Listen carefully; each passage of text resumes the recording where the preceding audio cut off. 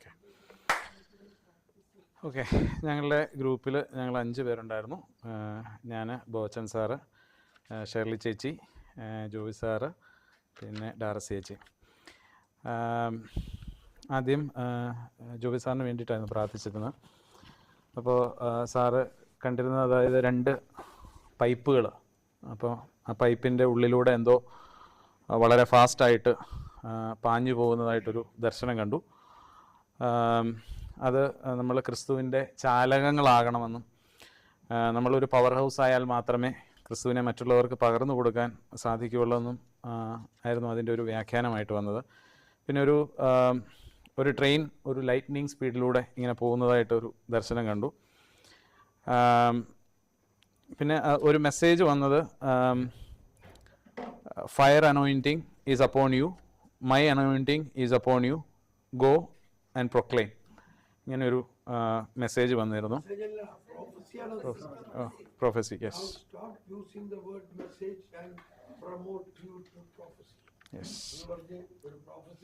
ഒരു പ്രൊഫസി വന്നിരുന്നു. Fire anointing is upon you, my anointing is upon you, go and proclaim. അത് ജോബി സാറിന് വേണ്ടിയിട്ട്.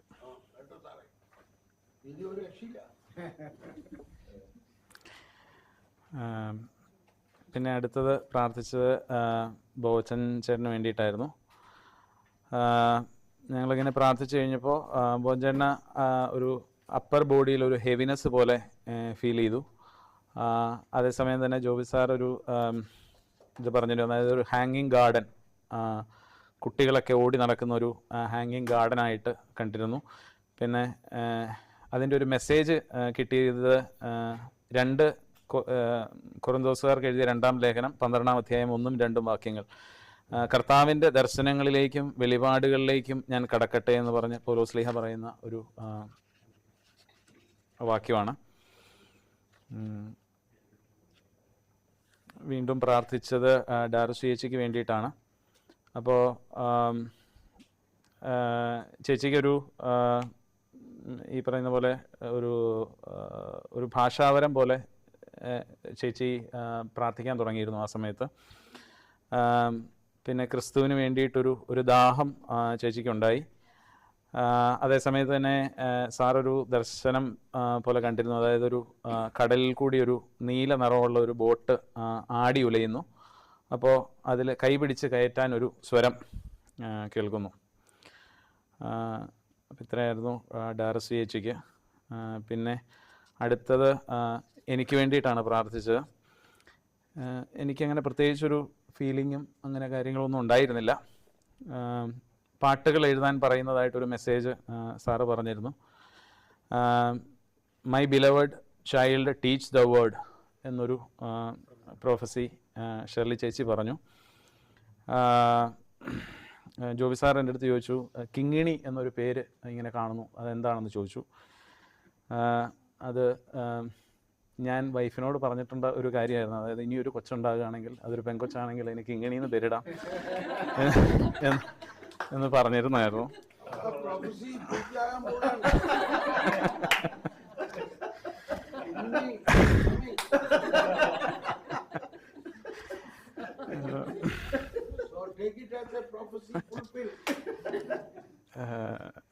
പിന്നെ ഒരു പെൻസിലും പേനയും കാണുന്നതായിട്ട് പറഞ്ഞു.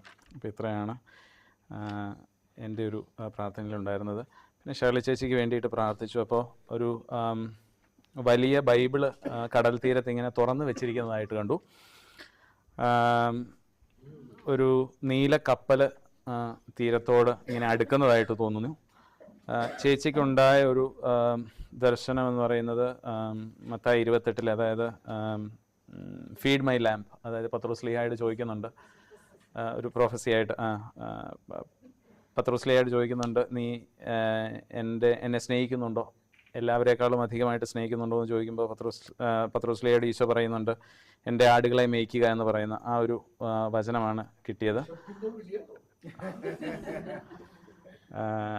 പിന്നീട് വീണ്ടും എൻ്റെ പ്രിയ മക്കളെ ഞാൻ പഠിപ്പിച്ചതൊക്കെ അവരെ അനുസരിക്കാൻ പഠിപ്പിക്കുക, ലോകാന്ത്യം വരെ ഞാൻ നിങ്ങളോട് കൂടെ ഉണ്ടായിരിക്കും എന്ന ഒരു വചനവും ഒരു പ്രൊഫസിയായിട്ട് കിട്ടി. അപ്പോൾ ഇത്രയും കാര്യങ്ങളാണ് ഞങ്ങൾ ഡിസ്കസ് ചെയ്തത്. പിന്നെ ഈ ഒരു മൊത്തം ഒരു വർക്ക്ഷോപ്പിൽ നിന്നും എല്ലാവർക്കും കിട്ടിയ ഓരോ കാര്യങ്ങൾ, അതൊന്ന് എക്കോണമി ഓഫ് സാൽവേഷൻ,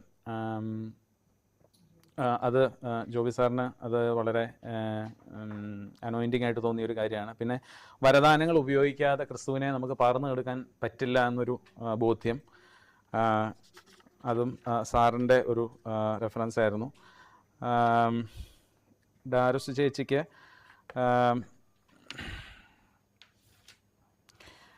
രാവും പകലും വചനം ഇങ്ങനെ ധ്യാനിക്കുമ്പോൾ whatever he does prospers എന്നൊരു ബോധ്യം അത് കിട്ടി.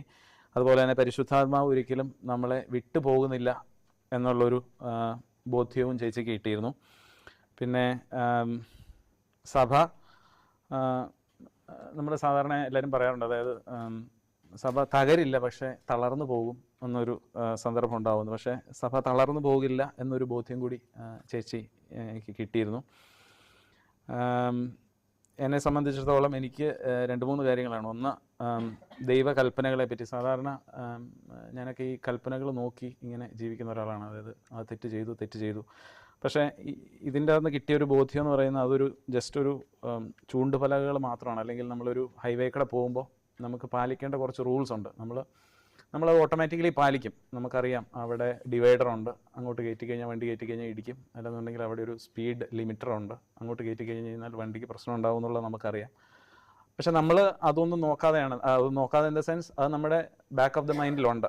നമ്മൾ വണ്ടി നേരെ ഓടിക്കുക എന്നുള്ളത് മാത്രമാണ്. അല്ലാണ്ട് നമ്മൾ ഡിവൈഡർ നോക്കി അവിടെ ഡിവൈഡർ ഉണ്ടോ ഇവിടെ ഡിവൈഡർ ഉണ്ടോ നോക്കിയല്ല ഓടിക്കുക. അപ്പോൾ അതൊരു അനുഭവമായിരുന്നു. രണ്ടാമത്തെ കാര്യം, ഒരു മാസം മുമ്പ് ഞാനൊരു കുമ്പസാരത്തിൽ ഇങ്ങനെ ഈ പാവങ്ങളെല്ലാം ആയിട്ട് പറഞ്ഞു കഴിഞ്ഞപ്പോൾ അച്ഛൻ എൻ്റെ അടുത്ത് ചോദിച്ചു, നീ എന്തിനാ കുമ്പസാരിക്കുന്നതെന്ന് ചോദിച്ചു. നീ എന്തിനാ കുമ്പസാരിക്കണമെന്നല്ല, നീ എന്തിനാ കുമ്പസാരിക്കുന്നതെന്ന്. അപ്പോൾ നമുക്ക് സാധാരണഗതിയിൽ നമ്മൾ കുമ്പസാരിക്കുമ്പോൾ നമ്മൾ അങ്ങോട്ട് കാര്യങ്ങൾ പറയുകയാണ്, ഇങ്ങോട്ടൊരു ചോദ്യം നമ്മൾ പ്രതീക്ഷിക്കുന്നില്ല. അപ്പോൾ പെട്ടെന്ന് എൻ്റെ മനസ്സിൽ വന്ന കുറച്ച് കാര്യങ്ങൾ പറഞ്ഞു. അപ്പോൾ അതിനുശേഷം അച്ഛൻ എൻ്റെ അടുത്ത് പറഞ്ഞു, അതായത് നമ്മൾ ഈ പാപങ്ങൾ ചെയ്യുന്നത് റിപ്പീറ്റഡ് ആയിട്ടുള്ള പാപങ്ങളാവാം, അല്ലാത്തതും ചെയ്യുന്നത് നമുക്ക് ദൈവം എന്താണ് ആഗ്രഹിക്കുന്നതെന്ന് നമുക്ക് അറിയാത്തത് കൊണ്ടാണ്. അപ്പോൾ ദൈവം എന്താണ് ആഗ്രഹിക്കുന്നതെന്ന് നമുക്ക് അറിയുമെങ്കിൽ നമ്മൾ ദൈവത്തിൻ്റെ ആഗ്രഹം പൂർത്തിയാക്കാനായിട്ട് നമ്മൾ ശ്രമിക്കും. എന്നിട്ട് അച്ഛൻ പറഞ്ഞു തന്ന ഒരു റെഫറൻസ് വചനമായിരുന്നു റോമാക്കാർക്ക് എഴുതിയ ലേഖനം 12-ാം അധ്യായം 1-2. അതിൽ 2-ാമത്തെ വചനം എങ്ങനെയാണ്, നിങ്ങൾ ലോകത്തിന് അനുരൂപരാകരുത്, പ്രത്യുത നിങ്ങളുടെ മനസ്സിൻ്റെ നവീകരണം വഴി രൂപാന്തരപ്പെടുവിൻ, അപ്പോൾ ദൈവഹിതം എന്തെന്നും നല്ലതും പ്രീതിജനകവും പരിപൂർണവുമായത് എന്തെന്നും തിരിച്ചറിയാൻ നിങ്ങൾക്ക് സാധിക്കുമെന്ന് പറഞ്ഞിട്ട്. അപ്പോൾ അതേ ഒരു കാര്യം തന്നെയാണ് ഈ ഒരു റിട്രീറ്റിലും ബ്രദറിൻ്റെ ഒരു വചനം ഉണ്ടായിരുന്നു. അതായത് നിങ്ങൾ മാനുഷികമായിട്ട് ചിന്തിക്കരുത്, നിങ്ങൾ ദൈവത്തിൻ്റെ കാര്യങ്ങൾ നിങ്ങൾ ചിന്തിക്കുക എന്നുള്ളത്. അപ്പോൾ അതൊരു അഫർമേഷനായിട്ട് എനിക്ക് തോന്നി. ഈ 2 കാര്യങ്ങളാണ് എനിക്ക് തോന്നിയത്. പിന്നെ ഷേർലി ചേച്ചിയുടെ കാര്യം ഇന്നലെ പറഞ്ഞതുപോലെ തന്നെ പരിശുദ്ധാത്മാവിനോട് ഓരോ കാര്യങ്ങളും പരിശുദ്ധാത്മാവിനോട് ചോദിച്ച് ചെയ്യുക എന്നുള്ളത്. ഇപ്പോൾ ഇന്നലെ ചേച്ചി വടി കുത്തിയാണ് വന്നത്, ഇന്ന് വടി കുത്തിയിട്ടില്ല. അപ്പോൾ ഇന്ന് മുട്ടുകുത്തി ആണ് ഞങ്ങൾ പ്രാർത്ഥിച്ചത്. അപ്പോൾ ഓരോ കാര്യങ്ങളും പരിശുദ്ധാത്മാവിനോട് ചോദിച്ച് ചെയ്യുമ്പോൾ അത് പരിശുദ്ധാത്മാവ് ഏറ്റെടുത്തോളും, അത് ദൈവം ഏറ്റെടുത്തോളും. അതിൻ്റെ നമ്മുടെ ഒരു ബുദ്ധിയും നമ്മുടെ ഒരു ആലോചനയും അതിൻ്റെ അകത്ത് കലർത്തണ്ട എന്നൊരു മെസ്സേജായിരുന്നു. Okay, thank you. Next, please. Number 3.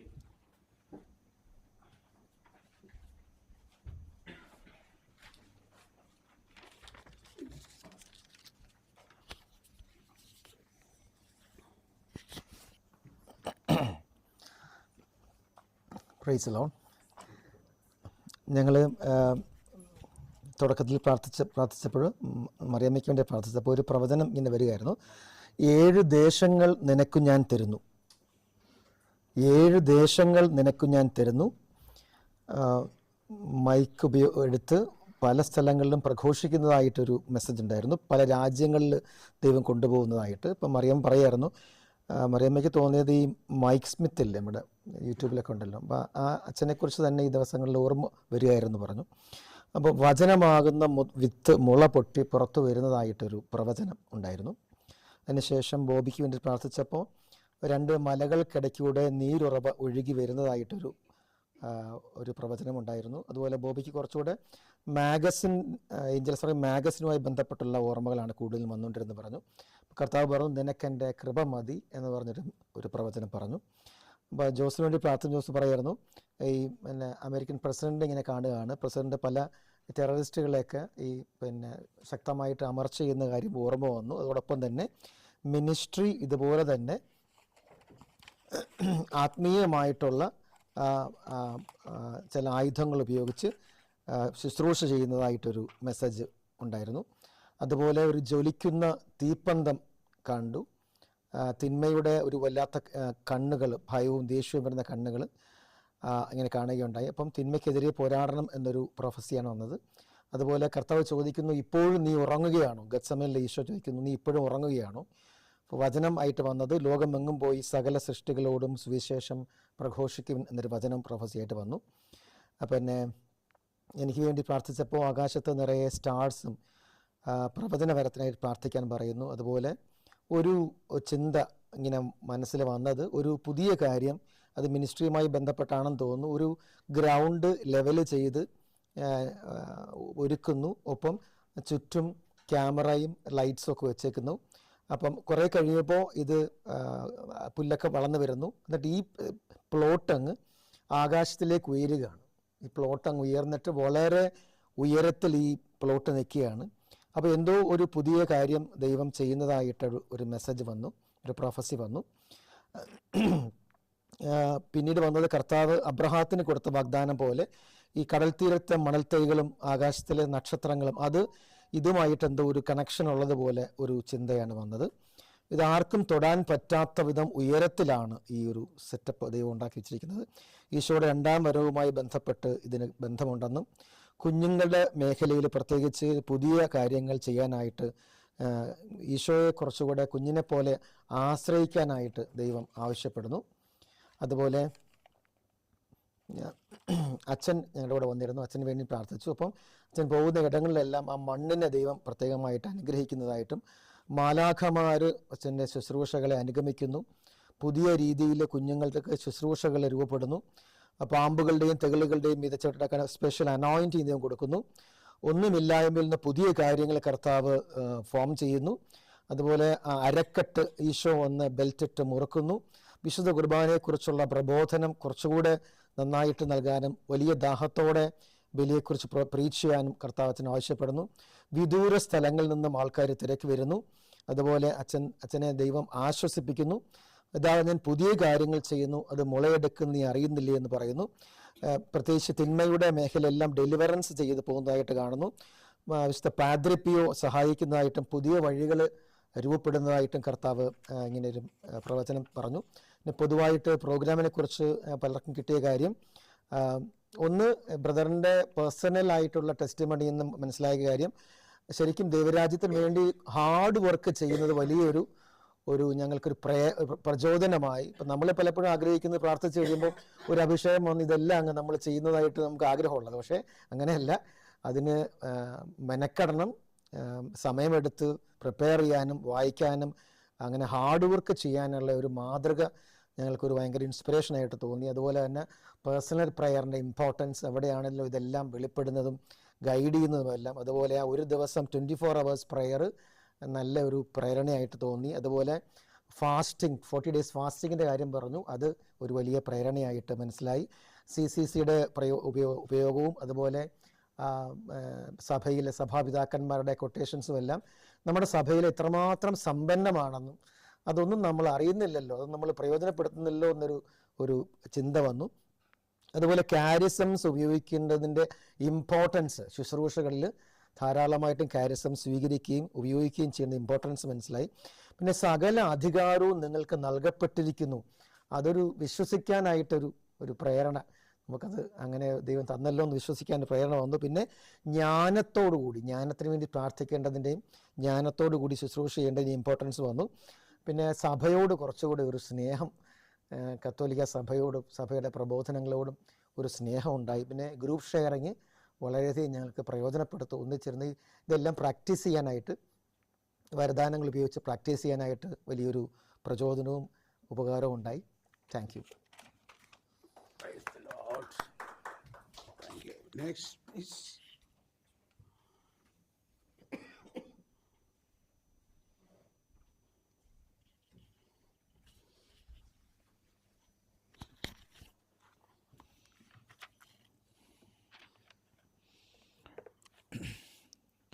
ആദ്യം ഞങ്ങൾ മഞ്ജുവിന് വേണ്ടിയിട്ടാണ് പ്രാർത്ഥിച്ചത്. മഞ്ജുവിന് പ്രാർത്ഥിച്ചപ്പോൾ മഞ്ജുവിൻ്റെ തൊണ്ട വളരെ സ്റ്റിഫാവുന്ന പോലെ ഉണ്ടായിരുന്നു. അത് കഴിഞ്ഞ് ലിൻസിക്ക് ഒരു മെസ്സേജ്, ഒരു പ്രൊഫസി ലഭിച്ചു. എൻ്റെ നാമത്തിൽ പിതാവ് അയക്കുന്ന സഹായകനായ പരിശുദ്ധാത്മാവ് എല്ലാ കാര്യങ്ങളും നിങ്ങളെ പഠിപ്പിക്കുകയും ഞാൻ നിങ്ങളോട് പറഞ്ഞിട്ടുള്ളതെല്ലാം നിങ്ങളെ അനുസ്മരിപ്പിക്കുകയും ചെയ്യുമെന്ന വചനമാണ് ലഭിച്ചത്. ലിൻസിക്ക് വേണ്ടി പ്രാർത്ഥിച്ചപ്പോൾ വായിൽ നിന്ന് കുറേ വാക്കുകൾ, വേർഡുകൾ ഇങ്ങനെ വരുന്ന പോലെ, വചനം വരുന്ന പോലെ ഉണ്ടായിരുന്നു. മാർട്ടിൻ ചേട്ടൻ അപ്പോൾ ചിരിക്കുന്ന മുഖങ്ങൾ കുറേ കണ്ടതുപോലെ, അതുപോലെ പേപ്പർ കഷ്ണങ്ങൾ അടുക്കി വെച്ച ഒരു പ്രൊഫസി ലഭിച്ചു. മാർട്ടിൻ ചേട്ടന് വേണ്ടി പ്രാർത്ഥിച്ചപ്പോൾ മാർട്ടിൻ ചേട്ടൻ്റെ മക്കളായ മാർക്കസും മാത്യൂസും അവർ ചെറുപ്പത്തിലെ ഒരു കളർഫുള്ളായ സ്ഥലത്തിരുന്ന് കളിക്കുന്ന ഒരു പ്രൊഫസിയാണ് മേരി ചേച്ചിക്ക് ലഭിച്ചത്. ഇറ്റലിയിലെ ഡൂമോ ചർച്ച് പോലെയുള്ള ഒരു ചർച്ചിൻ്റെ മുൻവശം കണ്ടു. മേരി ചേച്ചിക്ക് വേണ്ടി പ്രാർത്ഥിച്ചപ്പോൾ മേരി ചേച്ചിയുടെ ഉള്ളിൽ നിന്ന് തണുത്ത ഐസ് പോലെ നല്ല തണുത്ത ഒരു ഫീലിംഗ് പുറത്തേക്ക് വരുന്ന പോലെ തോന്നി. അത് ഭയങ്കര ഒരു എക്സ്പീരിയൻസ് ആയിരുന്നു എന്നാണ് പറഞ്ഞത്. പ്രാർത്ഥിച്ചപ്പോഴും ലിൻസിക്ക് വളരെയധികം തീഷ്ണതയോടെ പ്രാർത്ഥിക്കാനും മറുഭാഷയോടെ പ്രാർത്ഥിക്കാനും സാധിച്ചു. അപ്പോൾ പ്രൊഫസിയായിട്ട് വിശ്വസിച്ചാൽ നീ ദൈവമഹത്വം ദർശിക്കുമെന്ന വചനം ലഭിച്ചു. വെള്ളച്ചാട്ടം, മാർട്ടിൻ ചേട്ടന് വെള്ളച്ചാട്ടത്തിൻ്റെ ഒരു പ്രൊഫസിയും ഏഞ്ചൽസ് ആർമി മാഗസിനും ദർശനത്തിൽ ലഭിച്ചു. എനിക്ക് വേണ്ടി പ്രാർത്ഥിച്ചപ്പോൾ ഡിഷുകൾ കഴുകി വെച്ചിരിക്കുന്ന ഒരു പ്രൊഫസി ലഭിച്ചു. തലയിലെ 2 വലിയ കൈകൾ വെച്ചിരിക്കുന്നത് പോലെ കണ്ടു. പിന്നെ ഗുഹയുടെ മുൻവശത്തൊരു കല്ല് തുറന്ന് വരുന്ന ഒരു പ്രൊഫസി ലഭിച്ചു. ഞങ്ങളെല്ലാവരും കൂടി ഗ്രൂപ്പിൽ മൊത്തം പ്രാർത്ഥിച്ചപ്പോൾ ഭരണി പോലെയുള്ളൊരു വലിയൊരു കുപ്പിയിൽ കുറേ നൂലിൻ്റെ റീലുകൾ ഇങ്ങനെ കിടക്കുന്നുണ്ട്. അതിൽ വെള്ള നൂലിൻ്റെ റീല് മാത്രം പുറത്തേക്ക് അങ്ങനെ തെളിഞ്ഞു വരുന്ന പോലെ ഉണ്ടായിരുന്നു.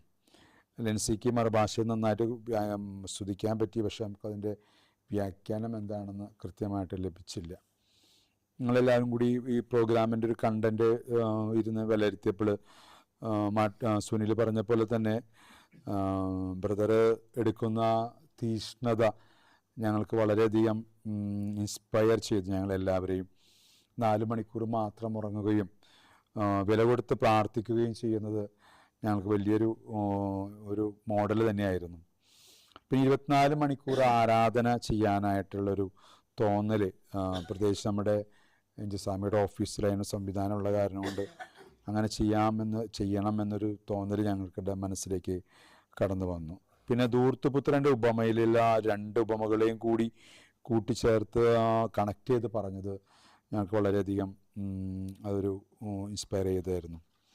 40 ദിവസം ഉപവാസം പിന്നെ ഉത്ഥാനത്തിന് ശേഷമുള്ള ഉപവാസവും തമ്മിൽ കണക്ട് ചെയ്തതും, അതുപോലെ ഉപമകളുടെ ഉദ്ദേശത്തെക്കുറിച്ച് പറഞ്ഞത്, പിന്നെ വചനങ്ങൾ റെസ്പെക്റ്റ്ഫുള്ളായിട്ട് കാണണമെന്ന് പറഞ്ഞതും, വരങ്ങൾ ഉപയോഗിച്ച് ശുശ്രൂഷ ചെയ്യണമെന്ന് പറഞ്ഞതും, വരങ്ങൾക്ക് തടസ്സം നിൽക്കുന്ന കാര്യങ്ങളെക്കുറിച്ച് പറഞ്ഞതും ഈ ധ്യാനത്തിൽ ഞങ്ങൾക്ക് ലഭിച്ച ചില സ്പെഷ്യൽ പോയിന്റ്സുകളാണ്. Thank you. Thank you. Next, please.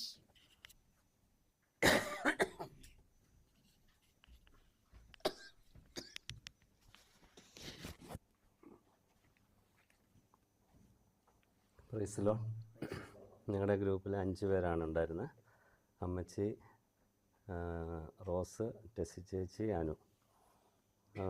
ഞങ്ങൾ എല്ലാവരും കൂടെ പ്രാർത്ഥിച്ചു. അപ്പം മൊത്തത്തിൽ ഒരു നീലപ്രകാശം നിറഞ്ഞു നിൽക്കുന്നതായിട്ട് ഉണ്ടായിരുന്നു പ്രാർത്ഥനയിലുടനീളം.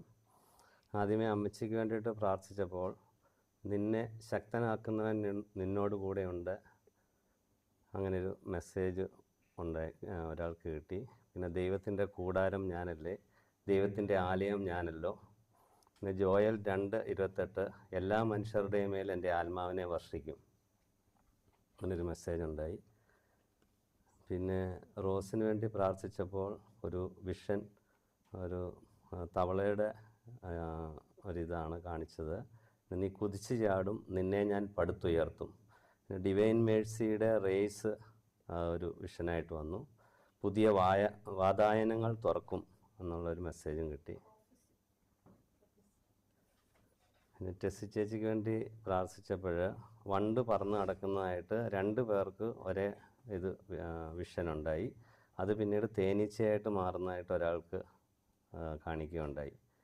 നീ ഉന്നതങ്ങളിൽ വസിക്കുന്നു എഫ്രായിം, നീ എൻ്റെ പൊന്നോമനക്കുട്ടൻ, കർത്താവാണ് എൻ്റെ ഇടയൻ, എനിക്കൊന്നിനും കുറവുണ്ടാവുകയില്ല. സങ്കീർത്തനങ്ങൾ 23:1 അങ്ങനെ മെസ്സേജ് ഉണ്ടായി. പിന്നൊരു പാട്ടാണ്, മുട്ടോളം അല്ല അരയോളം പോരാ, നീന്തിയിട്ടല്ലാതെ കടക്കാൻ വയ്യാത്ത അഭിഷേകം എന്നിൽ തുറക്കൂ നാഥ എന്നൊരിത്. പിന്നെ അനുവിന് വേണ്ടി പ്രാർത്ഥിച്ചപ്പോൾ God the holy spirit is with you എന്നൊരു മെസ്സേജ്. എന്നേക്കും നിൻ്റെ കൂടെ ആയിരിക്കാൻ ഒരു സഹായകനെ നിൻ്റെ കൂടെ അയക്കും. അങ്ങനൊരു മെസ്സേജ് ഉണ്ടായി. നീ എനിക്ക് പ്രിയങ്കരൻ, നീ എൻ്റെ ചങ്കാണ്, ഭയപ്പെടേണ്ട, ഞാൻ നിന്നോട് കൂടെയുണ്ട്. പിന്നെ ഞാൻ നിന്നെ സൃഷ്ടിച്ച ദൈവമല്ലേ, അങ്ങനൊരു ഇത് മെസ്സേജ് കിട്ടി. അപ്പം ആകാശത്ത് ചിതറിയ മേഘങ്ങളുടെ ഒരു ദർശനവും അതോടൊപ്പം ഈ മെസ്സേജുമായിരുന്നു. എനിക്ക് വേണ്ടി പ്രാർത്ഥിച്ചപ്പോൾ ഉണർത്തണമേ എന്നെ ഉണർത്തണമേ അങ്ങനൊരു ഗാനമായിരുന്നു. പിന്നെ ജോഷുവ 1:9 ശക്തനും ധീരനുമായിരിക്കണം, ഇതാ ഒരു പുതിയ കാര്യം ഞാൻ ചെയ്യാൻ പോകുന്നു, അത് നീ അറിയുന്നില്ലേ. പിന്നെ ലൂക്ക് 6:19 അവനിൽ നിന്ന് ശക്തി പുറപ്പെട്ട് എല്ലാവരെയും സുഖപ്പെടുത്തിക്കൊണ്ടിരുന്നു. സുശക്ത നഗരം ഗോപുരം, അങ്ങനെ ഒരു മെസ്സേജ്. നിന്നെ സഹായിക്കാൻ കർത്താവ് എൻ്റെ പക്ഷത്തുണ്ട്, നിൻ്റെ ശത്രുക്കളുടെ പതനം ഞാൻ കാണും. പിന്നെ വേറൊരാൾക്ക് നല്ല വെളിച്ചം, നീലപ്രകാശം എന്തോ തെറിച്ചു പോകുന്നതായിട്ട് അങ്ങനൊരിത്. ക്രിസ്തുവിൻ്റെ അഭിഷേകം നിങ്ങളിൽ നിലനിൽക്കുമെങ്കിൽ മറ്റാരും നിങ്ങളെ പഠിപ്പിക്കേണ്ടതില്ല, അവൻ്റെ അഭിഷേകം എല്ലാ കാര്യങ്ങളും നിങ്ങളെ പഠിപ്പിക്കും. ഇതൊക്കെയാണ് ഞങ്ങളുടെ ഗ്രൂപ്പിന് കിട്ടിയത്. റിട്രീറ്റ് സമ്മറി എല്ലാവർക്കും നല്ലൊരു അനുഭവമായിരുന്നു, ഒരു പുതിയ അനുഭവം എന്ന് തന്നെ പറയാം. ജീവജലത്തെക്കുറിച്ചുള്ള ഒരു പുതിയ അറിവ്, പിന്നെ ശാപങ്ങൾ, യേശുവിൻ്റെ നിയമം, അപ്പോൾ ഇതെല്ലാം ഒത്തിരി എല്ലാവരെയും സ്വാധീനിച്ചു. എക്കണോമി ഓഫ് സാൽവേഷൻ, ദൈവദാഹത്തിൻ്റെ റെസ്പോൺസാണ് പ്രാർത്ഥന എന്നുള്ള അറിവ്. പിന്നെ 24 hour അഡോറേഷൻ്റെ ആ ഒരു കാര്യം, ഒരു ദിവസം 1000 ദിവസം പോലെയുള്ള, അപ്പോൾ അത് ചെയ്യണമെന്നുള്ള ഒരു ഇത് എല്ലാവർക്കും ഒരു ഇത് തോന്നലുണ്ടായിട്ടുണ്ട്. പിന്നെ ബ്രദറിൻ്റെ ഈ ഒരു ഡെഡിക്കേഷനും അപ്പം ഈ ഒരു ഇതെല്ലാം ഒത്തിരി എല്ലാവരെയും ഒത്തിരി ഇൻസ്പയർ ചെയ്തിട്ടുണ്ട്. എല്ലാ വരങ്ങളും നമ്മളിലുണ്ട് എന്നുള്ള ഒരു പുതിയ അറിവ്, അത് അഭിഷേകം സ്വീകരിച്ചാൽ മതി, അതൊരു പുതിയ അറിവായിരുന്നു എല്ലാവർക്കും.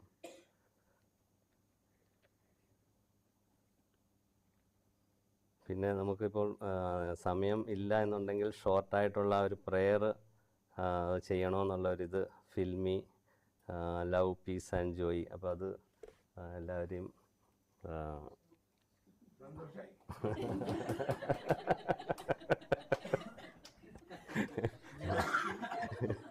ഒരു നിവൃത്തിയില്ലാത്തതുകൊണ്ടാണ്. Okay, thank U. അപ്പം നമ്മളങ്ങനെ കറക്റ്റ് 12 മണിയായി, നമ്മൾ വിശുദ്ധ കുർബാനയ്ക്ക് ഒരുങ്ങുന്നു.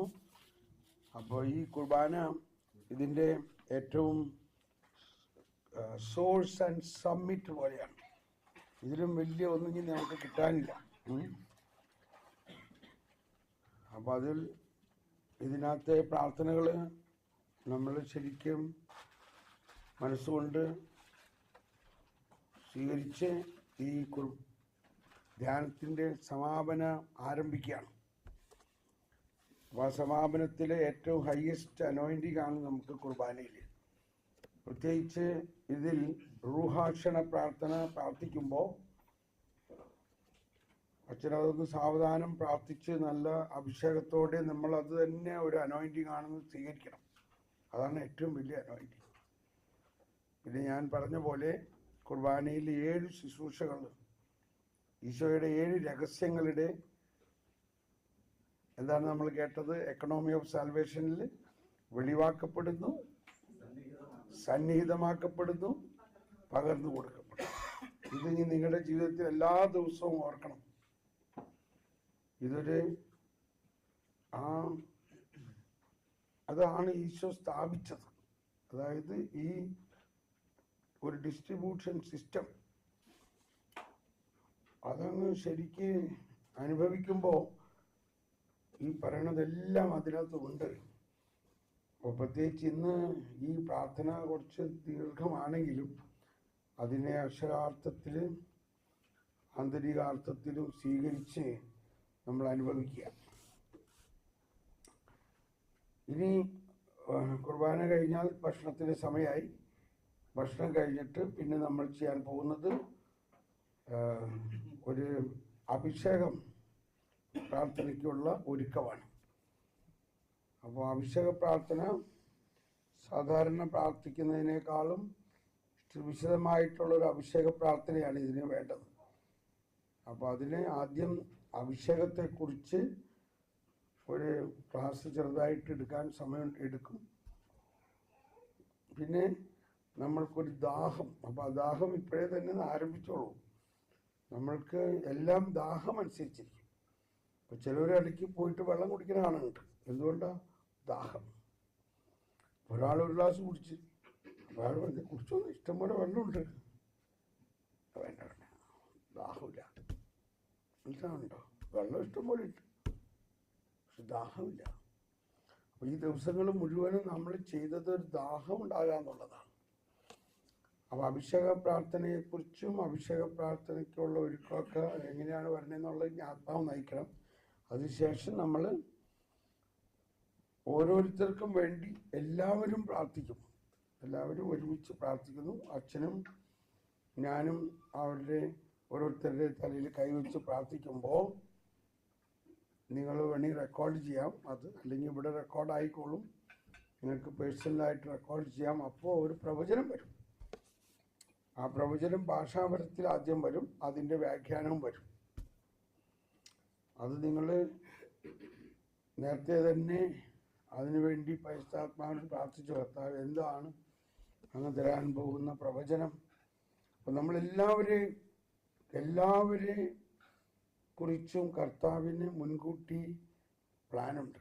അപ്പോൾ പൗലോസ്ലീഹ അവസാനം പറയാണ്, ഏത് ഈ ക്രിസ്ത്യാനികളെയൊക്കെ പീഡിപ്പിച്ച് കഴിഞ്ഞിട്ടാണ് പറയുന്നത്, എന്നെക്കുറിച്ചുള്ള വിളി അമ്മയുടെ ഗർഭത്തിലെ വെച്ച് എന്നെ ഒരു അപ്പസ്തോലനായിട്ടാണ്. മനസ്സിലായ? അപ്പോൾ ഇത്രയും നാൾ അങ്ങേരെ എവിടെയായിരുന്നു. പക്ഷെ അവിടെ മനസ്സിലാക്കേണ്ടത്, എന്നിട്ടും ഈ വിളി പോയില്ല. അപ്പം നമ്മളെല്ലാവരുടെയും ജീവിതത്തിൽ അമ്മയുടെ ഗർഭത്തിൽ ഉരുവാകുന്ന സമയത്ത് തന്നെ കർത്താവ് ഒരു വിളിയും അഭിഷേകവും നൽകിയിട്ടുണ്ട്. അപ്പം ഇതിനകത്ത് കൂടെ നമ്മൾ കുറച്ചൊക്കെ അത് മനസ്സിലായി. എന്താണ് നമ്മിലുള്ള ഏറ്റവും പ്രോമിനൻ്റ് കോൾ, നമ്മളിലുള്ള ഏറ്റവും പ്രോമിനൻ്റ് വരം എന്താണെന്ന് നമ്മൾ മനസ്സിലാക്കാൻ ശ്രമിച്ചുകൊണ്ടിരിക്കുകയാണ്. അപ്പോൾ എവാഞ്ചലി പ്രോഫസിയിൽ അത് വരും. ഇന്നത്തെ അത് വന്നെന്ന് വിചാരിച്ചുകൊണ്ട് അതപ്പം തന്നെ പ്രാവർത്തികമാകണമെന്നില്ല. ഇപ്പോൾ ആരാ പറഞ്ഞത്? ചൗധരി പറഞ്ഞു, 10-27 വർഷം മുമ്പ് ഒന്ന് പറയാമോ? എന്താണ് ആ വിളിയുടെ കാര്യം? ഒരു സാക്ഷ്യം, ഒരു ചാൻസാണ്. വാ.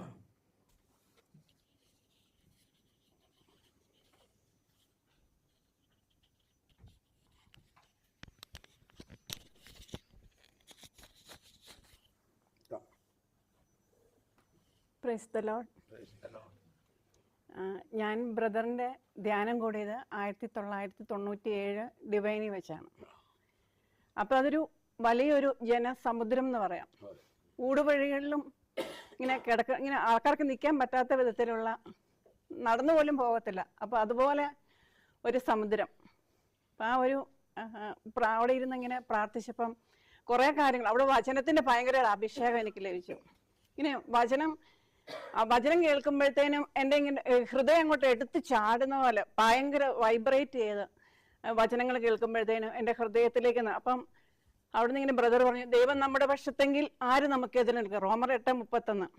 അപ്പം ഇങ്ങനെ ഈ ഒരു വചനം എനിക്ക് ഭയങ്കരമായിട്ട് എന്നെ സ്വാധീനിച്ചു. പിന്നെ അത് തന്നെയല്ല, അവിടെ പറയുന്ന ആ വചനങ്ങൾ മുഴുവൻ എൻ്റെ ഹൃദയത്തിലേക്ക് കയറി. പിന്നെ ഞാൻ ഒരു വചനം എന്ന് പറഞ്ഞാൽ ഏറ്റവും പ്രോമിനന്റ് ആയിരുന്ന ഒരു വചനം അന്ന് കേട്ടതിൽ ഇതായിരുന്നു എന്നെ ഏറ്റവും സ്പർശിച്ചത്. പിന്നെ കുറേ ഉണ്ട്, പക്ഷെ ഞാൻ അപ്പം ഈ വചനം ഞാൻ അതിനോടനുബന്ധിച്ചൊരു സംഭവം കൂടെ ബ്രദർ അന്ന് പറഞ്ഞായിരുന്നു. ഈ റോമർ 8:31 പറഞ്ഞപ്പോൾ സംഭവിച്ചൊരു കാര്യം കൂടെ. അപ്പം ഈ വചനം ഞാൻ വീട്ടിൽ വന്നിങ്ങനെ പറയും, ദൈവം നമ്മുടെ പക്ഷത്തെങ്കിൽ ആര് നമുക്കെതിരെ. അപ്പം കുറേ പ്രാവശ്യം ഇങ്ങനെ പറഞ്ഞപ്പം എൻ്റെ മോക്ക് 3 വയസ്സേ ഉള്ളൂ, രണ്ടാമത്തെ മോക്ക്. അപ്പം അവളിങ്ങനെ പറയും, ദൈവം നമ്മുടെ പക്ഷത്തെങ്കിൽ ആര് നമുക്കെതിരെ നിൽക്കുക. അപ്പൊ അവള് പറയും, സോമസ് കോൾ.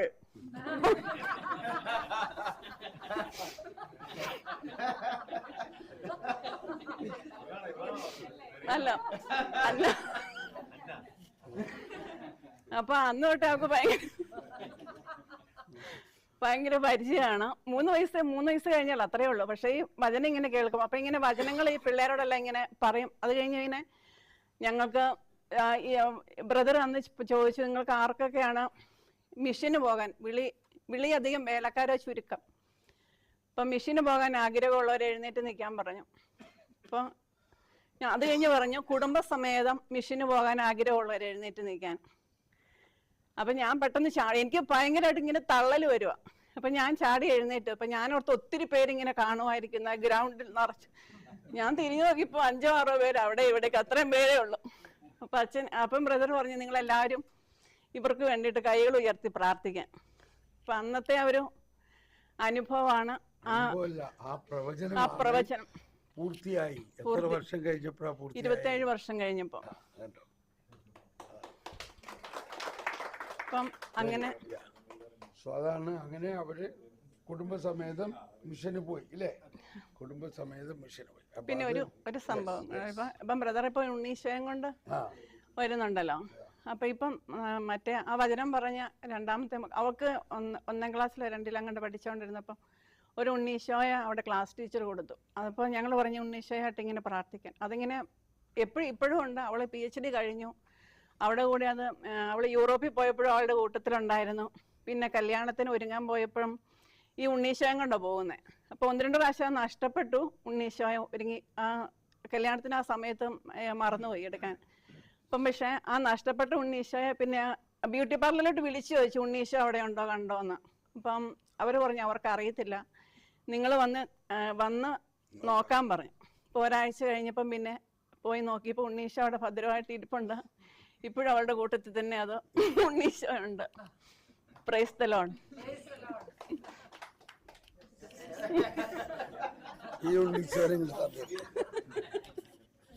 ഓക്കെ. അപ്പം ഈ പ്രവചനങ്ങൾ, ഞാനത് പറയാൻ കാരണം ഇതാണ്. ഈ പ്രവചനം ഇന്ന് പ്രവചനം കേട്ടു എന്ന് അയച്ചുകൊണ്ട് ചിലപ്പോൾ ഇപ്പൊ തന്നെ അത് നടക്കണമെന്നില്ല. അതിനിങ്ങനെ ഇറ്റ് ഡിപ്പെൻസ്. ആ സമയം, അതിനുള്ള തയ്യാറെടുപ്പ്, അതിനുള്ള അഭിഷേകം. അപ്പോൾ ഒന്ന്, നമ്മൾ പ്രവചനത്തിന് കൂടുതൽ പ്രാധാന്യം കൊടുക്കണമെന്ന് വളരെ പ്രത്യേകമായിട്ട് പൗലോസ്ലീഹയുടെ ലേഖനത്തിൽ പറയുന്നത് ശ്രദ്ധിച്ചോ? നിങ്ങൾ ആത്മീയ വരങ്ങളെക്കുറിച്ച് ഉത്കൃഷ്ടമായ ദാനങ്ങൾക്ക് വേണ്ടി നിങ്ങൾ പ്രത്യേകിച്ച് പ്രവചനം. നമ്മൾ ഇത് ശ്രദ്ധിച്ചിട്ടുണ്ടോ? ഒന്ന് ആത്മാർത്ഥമായി ആരെങ്കിലും ശ്രദ്ധിച്ചിട്ടുണ്ടോ?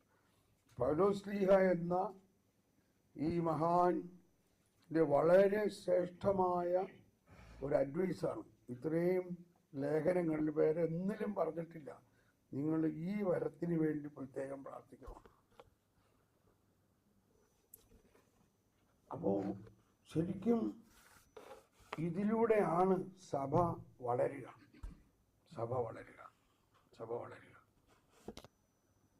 അതുകൊണ്ട് നമ്മൾ വ്യക്തിപരമായിട്ടും വളരണമെങ്കിൽ അതും പറഞ്ഞിട്ടുണ്ട്. ഇത് എന്തിനു വേണ്ടിയുള്ളതാണ്? ഇത് നമ്മുടെ ഉത്കൃഷ്ടത്തിനും വളർച്ചയ്ക്കും ആവശ്യമാണ്. ആക്ച്വലി എനിക്കിത് ഇനി വേറൊരു പേഴ്സണൽ പേരിൻ്റെ വേറൊരു ഷോർട്ട് കട്ട് പറയാം. ഒട്ടും സമയമില്ലെങ്കിൽ പ്രവചിക്കുക. മകനെ, നിന്നെ ഞാൻ ഉയർത്തിയിരിക്കുന്നു, നീ ഉയർന്നുകൊണ്ടേയിരിക്കും. ഇപ്പൊ വന്ന് പ്രവചനമാണ്. ഉണ്ടോ? അത് മതിയില്ലേ? പോരെ? ഇന്നത്തേക്ക് ഇന്ന് മുഴുവനും ഞാൻ പവറിലായിരിക്കും. അപ്പൊ ഇതാണ് വേറൊരു ഷോർട്ട് കട്ട്. നമ്മളെ പ്രോത്സാഹിപ്പിക്കാനും എൻകറേജ് ചെയ്യാനും വളർത്താനും ശക്തിപ്പെടുത്താനും ഏറ്റവും short and sweet and power ആയിട്ടുള്ളത് പ്രവചനമാണ്. ഇത് വേറൊരു സൂത്രം കൂടി പറഞ്ഞുതരാം. ഞാൻ വെളുപ്പിനെ ബാത്ത് ടബിൽ ഉപ്പിട്ട് ചൂടുവെള്ളത്തിൽ കിടക്കും. അവിടെയാണ് എൻ്റെ ഏറ്റവും ശക്തമായ പ്രാർത്ഥന. അതൊന്ന് നോക്കിക്കോ. ചിലപ്പോൾ അങ്ങനെ കിടന്ന് ഉറങ്ങി പോയിട്ടുണ്ട്, ഏത് വെള്ളത്തിൽ. അപ്പോൾ ഉറങ്ങാതിരിക്കാനും നമുക്ക് ഉറങ്ങാൻ വരും എന്നുള്ളതല്ലേ പ്രശ്നം.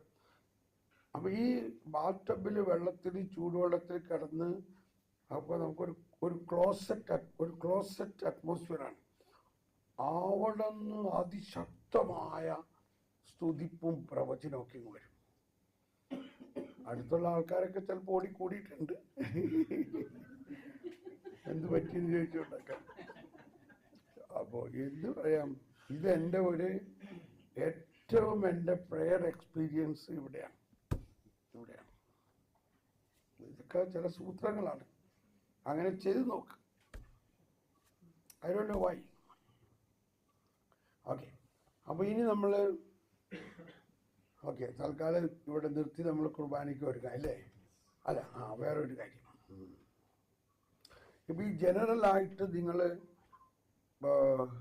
ഒരു അവലോകനം നടത്തിയെങ്കിലും എനിക്കിപ്പോൾ ഒരു പ്രേരണ വരുന്നത് 2-3 പേർ കുറച്ചുകൂടി ഈ അവലോകനത്തിന് ഐ ആം നോട്ട് സാറ്റിസ്ഫൈഡ്. ഇതിനകത്ത് നമ്മൾ ആദ്യത്തെ ദിവസം മുതൽ എന്തോരം കാര്യങ്ങൾ നമ്മൾ പഠിച്ചു. അതിൻ്റെ ഒരു ഡെപ്തിലേക്ക് ഈ അവലോകനത്തിൽ നിന്നൊന്നും മുഴുവനായിട്ട് വന്നില്ല എന്ന് എനിക്ക് തോന്നുകയാണ്. പക്ഷെ ആർക്കോ എന്തോ പറയാൻ ചിലപ്പോൾ ഇപ്പോൾ തോന്നുന്നുണ്ടെങ്കിൽ 1-2 പേർ വന്ന് കുറച്ചുകൂടി ഈ 3 ദിവസത്തെ ധ്യാനത്തിൽ അവർക്ക് കിട്ടിയ ഏറ്റവും വലിയ മീൻ എന്താണ് നിങ്ങൾക്ക് കിട്ടിയ ഏറ്റവും ശക്തമായ ഒരു ബോധ്യം എന്താണെന്ന് ആർക്കോ വന്ന് പറയാൻ തോന്നണമാതിരി എനിക്ക് തോന്നുന്നുണ്ട്. അപ്പോൾ അവർ വന്ന് പറയാം 1-2 പേര്, എന്നിട്ട് നമുക്ക് നിർത്താം.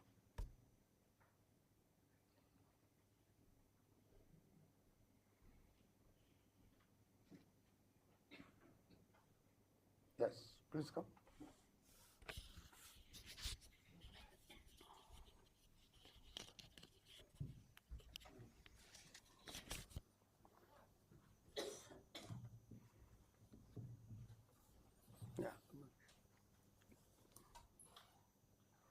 Price the Lord. പ്രിയപ്പെട്ടവരെ, ചില തുറന്ന പറച്ചിലുകളൊക്കെ വേണ്ടി വരുമെന്ന് ഞാൻ വിചാരിക്കുന്നു. ഇതിനു മുമ്പത്തെ ഒരു ധ്യാനത്തിൽ ഞാൻ തുറന്നു പറഞ്ഞതുപോലെ ചില തുറന്ന പറച്ചിലുകൾ ഇല്ലാതെ പോകാൻ എനിക്ക് പറ്റുന്നില്ല. അതുകൊണ്ട് തന്നെ ബ്രദർ, തീർച്ചയായിട്ടും ഞങ്ങളെല്ലാവരും അനുഗ്രഹിക്കപ്പെട്ടവരാണ്. ദൈവം ഈ ദിവസങ്ങൾ ഞങ്ങൾക്ക് വേണ്ടി ഒരുക്കി തന്നതും ദൈവം അങ്ങയെ ഇവിടെ എത്തിച്ചതും ഞങ്ങൾക്ക് എല്ലാവർക്കും വേണ്ടിയാണെന്ന് ഞങ്ങൾ വിചാരിക്കുന്നു. Personally it is sure it is for me. തീർച്ചയായും. കാരണം ഞങ്ങൾ വിചാരിച്ചപ്പോൾ എൻ്റെ ഒരു നോർമൽ മൂഡ് അനുസരിച്ചാണെങ്കിൽ ഞാൻ ചിലപ്പോൾ ഈ പ്രോഗ്രാമിന് സ്കിപ്പ് ചെയ്തേനെ. കാരണം ഒഴിവാകാനുള്ള കാരണങ്ങൾ പലതുണ്ടായിരുന്നു. പക്ഷേ ഈ കാരിസം, ഞാൻ എനിക്ക് പറഞ്ഞ പോലെ കാരിസം റിട്രീറ്റ് അനൗൺസ് ചെയ്തതെന്ന് കേട്ടപ്പോൾ തന്നെ ഇതിൽ പങ്കെടുക്കണം എന്നുള്ളൊരു തോന്നൽ ഉള്ളിൻ്റെ ഉള്ളിൽ നിൽക്കുകയാണ്. പ്രാർത്ഥനകളൊക്കെ നടക്കുമ്പോൾ പല സമയത്തും എനിക്ക് ഈ 12:30 എനിക്ക് ഒരിക്കലും കയറാൻ പറ്റിയിട്ടില്ല. നിങ്ങളെല്ലാം പ്രാർത്ഥിക്കുമ്പോൾ ഒരു പ്രാർത്ഥന പോലും എനിക്ക് പോസ്റ്റ് ചെയ്യാൻ പറ്റുന്നില്ല. പക്ഷേ എൻ്റെ ഉള്ളിൽ എവിടെയൊക്കെയോ പ്രാർത്ഥനകളുണ്ടായിരുന്നു. അപ്പോൾ ദൈവം എന്നെ ഒരുക്കുകയായിരുന്നു ഈ ഒരു പ്രോഗ്രാമിന് വേണ്ടിയിട്ട്. അപ്പോൾ അങ്ങനെ ഇവിടെ സെഷൻ വന്നു. അപ്പോൾ ഈ പോരുന്നതിനടുത്താണെങ്കിൽ ഞങ്ങൾ 4 മക്കളെ വീട്ടിലാക്കിയിട്ട് പോരണം. അതിൽ 2 പേർക്ക് ചെറിയ ജലദോഷമൊക്കെ ഉണ്ട്. മൂത്ത ആളാണ് വോളണ്ടറി വില്ലിംഗ് ആയി, ഞങ്ങൾ നോക്കിക്കോളാം അച്ഛേ, നിങ്ങൾ പൊക്കോ, ഞാൻ നോക്കിക്കോളാം അവരെല്ലാം. പക്ഷെ അന്ന് രാത്രി അവന് നല്ല പനി, ആകെ ബുദ്ധിമുട്ടാണ്. അവൻ രാത്രി എഴുന്നേറ്റ് ആകെ ബുദ്ധിമുട്ട്. അപ്പം ദൈവം ഒരുക്കിയ മറ്റൊരു മാർഗം എന്ന് പറയുന്നതാണ്, ആ ദിവസങ്ങളിൽ എൻ്റെ അളിയനെ പെങ്ങളെയും അവിടെ എത്തിച്ചു. ഒരു ദിവസം അവരെ ഏൽപ്പിച്ചിട്ട് ധൈര്യമായിട്ട് പോരാൻ തമ്പുരാൻ പറഞ്ഞു. അങ്ങനെ ഞങ്ങളിങ്ങി പോന്നു. ഇവിടെ എത്തിയപ്പോൾ തന്നെ ആദ്യത്തെ സെഷൻ തന്നെ എന്നെ ഇൻഫ്ലുവൻസ് ചെയ്ത പോയിന്റ് എന്ന് പറയുന്നതാണ് deep calls the deep. Deep calls the deep. ആഴം ആഴത്തെ വിളിക്കുന്നു. അപ്പൊ ഇതിനു മുമ്പ് ഇത് കടന്നു പോയിട്ടുള്ള വചനമാണ്, കേട്ടിട്ടൊക്കെ ഉണ്ട്. പക്ഷെ എന്താണ് ആഴമെന്നോ, ഒന്നാമത്തെ ആഴവും രണ്ടാമത്തെ ആഴവും എന്താണെന്നൊന്നും ഉള്ളിൽ ഒന്നും തോന്നിയിട്ടില്ല, അല്ലെങ്കിൽ അതൊന്നും പുറത്തേക്ക് പറയാൻ സാധിച്ചിട്ടില്ലായിരുന്നു. അപ്പൊ തീർച്ചയായിട്ടും ബ്രദറിന്റെ ആ ഒരു എക്സ്പ്ലനേഷൻ അത് തന്നെ എന്നെ പിടിച്ചിരുത്തി ആദ്യം തന്നെ. പിന്നെ വേറൊരു കാര്യം പറയാമല്ലോ, ഞങ്ങളിവിടെ വന്നപ്പോൾ ഞാൻ വലിയ വിശുപുറം പറഞ്ഞെങ്കിലും ഇതിന്റെ പിന്നിൽ എനിക്ക് വേറൊരു ഉദ്ദേശം കൂടി ഉണ്ടായിരുന്നു. ഞങ്ങൾക്ക് ഇന്നൊരു പ്രോഗ്രാം ഉണ്ട്, ഇന്നലെയും ഒരു പ്രോഗ്രാം ഉണ്ടായിരുന്നു. അത് രണ്ടും ഇവിടെ അടുത്താണ്. അപ്പോൾ ഞാൻ വിചാരിച്ചതാണ്, ഇവിടെ രാവിലെ ഒരു 8 മണി വരെ ഈ സെഷൻ ഇരിക്കുക, തുടർന്ന് ഞങ്ങൾക്ക് മാളയിൽ ഒരു പട്ടത്തിന് പോകണം. അപ്പോൾ അത് പോയേക്കാം, പോയിട്ട് തിരിച്ചും കയറാം, ഉച്ചയോടുകൂടി തിരിച്ചു വരാം. പുസ്തകമാനം മുഴുവനൊന്നും കൂടണ്ട, എന്നാലും അത്യാവശ്യം കൂടിയിട്ടെങ്കിൽ തിരിച്ചൊക്കെ പോരാം, ഉച്ചയോടുകൂടി തിരിച്ചിവിടെ വരാം. തുടർന്ന് പ്രാർത്ഥനയൊക്കെ വാങ്ങിച്ച് 4 മണിക്ക് ഇവിടുന്ന് പോരാമെന്നുള്ള ഒരു ചിന്ത മനസ്സിലുണ്ടായിരുന്നു. അതുപോലെ തന്നെ ഇന്നലെ വൈകുന്നേരം ഒരു ഹൗസ് വാമിംഗ് ഉണ്ടായിരുന്നു പള്ളിക്കരയിൽ. വൈകുന്നേരത്തെ സെഷൻ കഴിഞ്ഞിട്ട് അവിടെ ഒന്ന് പോകാം, അല്ല ഇവർ പറഞ്ഞു വെച്ചിരിക്കുക ഞങ്ങൾ വരുന്നു. പക്ഷെ ഇവിടെ വന്നതിന് ശേഷം എങ്ങും പോകാൻ തോന്നുന്നില്ല. ഇന്നലെ രാത്രി 11 മണി വരെ സെഷൻ നീണ്ടപ്പോഴും ആ പ്രോഗ്രാമും കട്ട് ചെയ്തു, ഹൗസ് വാമിംഗ് കട്ട് ചെയ്തു, ഇന്നത്തെ പട്ടത്തിന് പോകുന്ന കാര്യം കട്ട് ചെയ്തു. അപ്പോൾ ഞങ്ങൾ ബ്രദറുമായിട്ട് സംസാരിച്ചായിരുന്നു. അപ്പം ബ്രദർ പറഞ്ഞൊരു കാര്യം എന്നെ ഭയങ്കരമായിട്ട് ഇൻഫ്ലുവൻസ് ചെയ്തു. അദ്ദേഹത്തിന്റെ ഓർഡിനേഷൻ അവിടെ നടക്കട്ടെ, നിങ്ങളുടെ ഓർഡിനേഷൻ ഇവിടെ നടക്കാൻ പോവാണ്, ഇവിടെ ആയിരിക്കെ എന്ന് പറഞ്ഞു. ആ കേട്ടു ഞാൻ ഒന്ന് ചിരിച്ചു. പക്ഷെ ഞങ്ങൾ രണ്ടും തുടർന്ന് ഞങ്ങൾ റൂമിൽ ചെന്ന് പ്രാർത്ഥിച്ച ശേഷം ഞങ്ങൾക്ക് ലഭിച്ച കൺക്ലൂഷൻ അതാണ്, ധ്യാനത്തിൽ തുടരുക എന്ന് പറയുന്ന ഒരു വചനമാണ് ദൈവം നമ്മളോട് പറഞ്ഞത്. അത്തരത്തിലുള്ള ഒരു മെസ്സേജ് ഞങ്ങൾക്ക് കിട്ടി. അതുകൊണ്ട് ഞങ്ങൾ തുടർന്ന് ഈ ധ്യാനത്തിൽ തുടർന്ന് പങ്കെടുത്തുകൊണ്ടിരിക്കുന്നു. അതിൽ ഞങ്ങൾക്ക് എന്നെ കണ്ണ് തുറപ്പിച്ച കുറേയേറെ ആശയങ്ങളുണ്ട് ഇതിനകത്ത്, കുറേയേറെ ആശയങ്ങൾ. അതിലൊന്ന്, ഇന്ന് പരിശുദ്ധാത്മാവ് ഒരു വ്യക്തിയെ നയിക്കുന്നത് ഞാൻ നേരിട്ട് കാണുകയാണ്, നേരിട്ട് കേൾക്കുകയാണ്, എൻ്റെ ഹൃദയം അത് അനുഭവിക്കുകയാണ്. ഇതിനൊക്കെ ഇപ്പോൾ പല ടോക്കുകളും ബ്രദർ, ഞാനൊരു അധ്യാപകനാണ്, ഞാൻ അങ്ങനെ പലപ്പോഴും ക്ലാസ് എടുക്കാനായിട്ട് എൻ്റെ ഒരു കോൺസെപ്റ്റ് എന്ന് പറയുന്നതാണ്, ക്ലാസ് എടുക്കാൻ നന്നായിട്ട് പ്രിപ്പയർ ചെയ്യണം, വെൽ സ്ട്രക്ചേർഡ് ആയിരിക്കണം, ആ സമയത്തിനുള്ളിൽ ക്ലാസ് തീർക്കണം, പറയാനുള്ള പോയിന്റുകൾ കൃത്യമായി അടുക്കും ചിട്ടയോടുകൂടി പറയണം. ഇങ്ങനെയൊക്കെ ഒരു കൺസെപ്റ്റാണ് എനിക്കുണ്ടാകുന്നത്. ഇതിവിടെ വന്നപ്പോൾ ഒന്നുമില്ല, ഒരു തുണ്ട് പേപ്പർ പോലും ഇല്ലാതെ വന്ന് ഇവിടെ നിന്ന് പറയുന്ന ഒരു മനുഷ്യൻ. അപ്പൊ ഞാൻ തോമസ് പോൾ ബ്രദറിനെ ധാരാളം കേട്ടിട്ടുണ്ട്, യൂട്യൂബിലൊക്കെ അപൂർവം. പക്ഷെ യൂട്യൂബിൽ എനിക്കത് ഫോളോ ചെയ്യാൻ പറ്റുന്നില്ല. അപ്പോൾ എന്തായാലും ഇതിങ്ങനെ ആദ്യമായിട്ട് കാണുന്നത് ഇങ്ങനൊരു കാര്യം, ഈ ഒരു പേപ്പർ തുണ്ട് പോലും ഇല്ലാതെ സംസാരിക്കുക എന്ന് പറയുന്ന വലിയൊരു കാര്യമാണ്. ഞാനും പ്രാക്ടീസ് ചെയ്യാറൊക്കെ ഉണ്ട്. പക്ഷേ ഇതങ്ങനല്ല, ഇത് തമ്പുരാൻ ഇങ്ങനെ വഴിയിലൂടെ കൊണ്ടുപോകുന്നു, നമ്മളെല്ലാം വഴിയിലൂടെ പോവുകയാണ്, അത് അറിയുകയാണ്. അപ്പൊ ഇത് വലിയൊരു കൃപയാണ്. ഈ ഒരു കൃപയുള്ളൊരു മനുഷ്യനെ തമ്പുരാനെ ഞങ്ങളുടെ അടുത്ത് കൊണ്ടുവന്നല്ലോ, ഞങ്ങളെ അദ്ദേഹത്തിന്റെ അടുത്ത് കൊണ്ടുവല്ലോ എന്നോർത്ത് വാതുറന്ന് സ്തുതിക്കാനും നന്ദി പറയാനും തോന്നുകയാണ്. ഓരോ പ്രയറിന്റെ സമയത്ത് പ്രാർത്ഥിക്കാൻ പറയുമ്പോഴാണ്, നീ ഞങ്ങളിവിടെ കൊണ്ടുവന്നല്ലോ തമ്പുരാനെ എന്നോർത്ത് നന്ദി പറഞ്ഞ് തീരുന്നില്ല. ചില സമയത്തൊക്കെ പ്രാർത്ഥന ഗ്രൂപ്പിൽ നിർത്തിയാൽ എനിക്ക് എൻ്റെ നാവുകൾ ഇങ്ങനെ ചലിച്ചുകൊണ്ടിരിക്കുകയാണ്. പ്രാർത്ഥനയിൽ ആയിരിക്കാനുള്ളൊരു വലിയൊരു സാഹചര്യവും കൂടെ ബ്രദറിലൂടെ ദൈവം ഒരുക്കി തന്നു.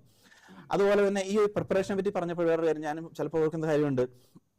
ഞാൻ മുമ്പ് പറഞ്ഞാൽ സ്ട്രക്ചേർഡ് ആയിരിക്കണം, വെൽ പ്രിപ്പയർഡ് ആയിരിക്കണം. അപ്പോൾ പക്ഷെ പലരും കേൾക്കാറുണ്ട്, ഇപ്പം നമ്മളുടെ തന്നെ പ്രോഗ്രാമിന് നമ്മൾ പറയാറുണ്ട്, ആത്മാവ് നയിക്കുന്ന പോലെ പോട്ടെ. ഇത് കേൾക്കുമ്പോൾ എനിക്ക് ചെറിയൊരു കളച്ചിരിയാണ് വരുന്നത്. ഈ ആത്മാവ് നയിക്കുന്ന പോലെ പോട്ടെ എന്നൊക്കെ പറഞ്ഞാൽ ഇത് ചുമ്മാ ഉഴപ്പന്മാരുടെ ഒരു പരിപാടിയാണ്, ആത്മാവ് നയിക്കുന്ന പോലെ പോട്ടെ. ശേഷം ഈ ഡാനിയൽ അച്ഛൻ്റെ ഒരു ടോക്ക് കേട്ടപ്പോൾ അച്ഛനെ ഇത് പറഞ്ഞു. അപ്പോൾ ഞാൻ കരുതി ഡാനിയൽ അച്ഛനൊക്കെ അങ്ങനെ പറയുന്നുണ്ടെങ്കിൽ കുറച്ച് കാര്യം ഉണ്ടാവുമായിരിക്കും, അത് ആത്മാവ് നയിക്കുന്ന പോലെയൊക്കെ ആയിരിക്കും പോകുന്നത്. പക്ഷെ എന്നാൽ പോലും പ്രിപ്പയർ ചെയ്യണ്ടേ, പ്രാർത്ഥിക്കണ്ടേ, ഒരുങ്ങണ്ടേ എന്നൊക്കെയുള്ളതായിരുന്നു എൻ്റെ ചിന്ത.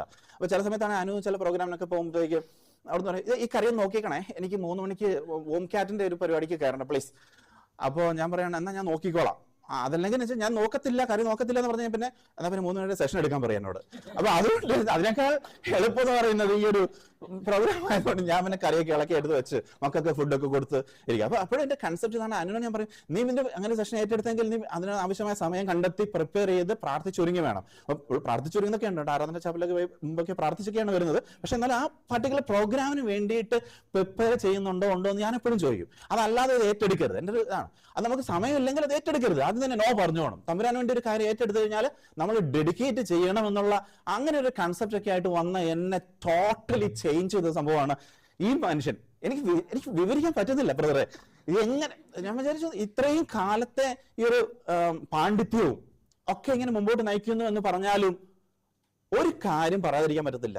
പരിശുദ്ധാത്മാവിന്റെ ഒരു ഓട്ടമാണ് ഇതിൽ കാണുന്നത്. പരിശുദ്ധാത്മാവ് നയിക്കുന്ന വഴികളിലൂടെ അദ്ദേഹം മാത്രമല്ല, കേൾവിക്കാരെല്ലാവരും അല്ലെ പാർട്ടിസിപ്പൻസ് എല്ലാവരും കടന്നു പോകുന്ന ഒരു അനുഭവം.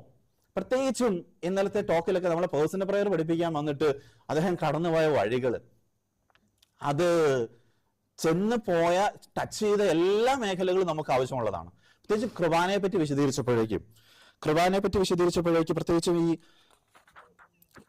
7 മിസ്റ്ററീസ് അദ്ദേഹം എക്സ്പ്ലെയിൻ ചെയ്തപ്പോഴേക്ക്, സാധാരണ ഇത് കൃപാനെ പറ്റിയുള്ള ക്ലാസ്സുകൾ നമ്മൾ കേട്ടിട്ടുണ്ട്. പക്ഷെ കൃപാന എന്ന് പറയുന്നത് ചർച്ച് എന്ന ഇൻസ്റ്റിറ്റ്യൂഷന്റെ ഒരു റിച്വൽ എന്നുള്ള നിലയിൽ പലപ്പോഴും നമ്മളുടെ പ്രീച്ചേഴ്സ് പ്രസംഗിക്കുന്ന നമ്മൾ കേട്ടിട്ടുണ്ട്. It's just like A ritual. അപ്പൊ റിച്വലിന് ചില ക്രമങ്ങളൊക്കെ ഉണ്ട്. അത്തരത്തിൽ ആണ് നമ്മൾ ശ്രദ്ധിക്കേണ്ടത്. നമ്മുടെ വായനകളെ പറ്റിയും അതുപോലെ തന്നെ നമ്മളുടെ ആൾത്താരയുടെ കൺസ്ട്രക്ഷനെ പറ്റി അല്ലെങ്കിൽ സ്ട്രക്ചറിനെ പറ്റിയും ഒക്കെ ഇങ്ങനെ ധാരാളം ഞാൻ കേട്ടിട്ടുണ്ട്. അപ്പോൾ ഞാൻ എൻ്റെ ഒരു പോയിന്റ് ഓഫ് വ്യൂ ഞാൻ പറയുന്നത് church of course it is an institution, അതൊക്കെയാണ്. അപ്പോൾ അതിനാവശ്യമായിട്ടുള്ള സാക്രമെന്റ്സ് ഒക്കെ ഉണ്ട്, ഇതെല്ലാം പെർഫോം ചെയ്യേണ്ട രീതികളുണ്ട്. അപ്പൊ അത് നമ്മൾ അറിയണം എന്നുള്ള ആ ഒരു ചിന്ത എൻ്റെ മനസ്സിൽ വന്നപ്പോൾ എനിക്ക് വിട്ടുപോയ ഒന്നുണ്ട്, ഈ മിസ്റ്ററീസ് പലപ്പോഴും നമ്മുടെ മനസ്സിലൂടെ കടന്നു പോകുന്നില്ലായിരുന്നു. അപ്പൊ ഇന്നലത്തെ കുർബാനയിൽ അച്ഛൻ അത് വിശദീകരിച്ചു. തുടർന്ന് ബ്രദറിന്റെ ആ ഒരു എക്സ്പ്ലനേഷൻ വന്നപ്പോഴത്തേക്ക് ഇത് പൂർണ്ണമായി. അപ്പൊ എന്താണ് ഓരോ കുർബാനയിലും ദൈവം നമുക്ക് നൽകുന്നത് എന്നുള്ള ഒരു തിരിച്ചറിവ് വന്നപ്പോ ഇതുവരെ സ്വീകരിച്ച കുർബാനകളുടെ വില എന്താണെന്ന് മനസ്സിലാക്കാനായിട്ട് പറ്റി. അതായത് ഇതിനോട് കണക്ട് ചെയ്തിട്ടാണ് ഇന്ന് എന്നെ ഇൻസ്പയർ ചെയ്ത ആ ഒരു എക്കോണമി ഓഫ് സാൽവേഷൻ എന്ന് പറയുന്നത്. Economy of salvation. അപ്പൊ ഇങ്ങനെ സാൽവേഷൻ വാരി വിതറുകയാണത്.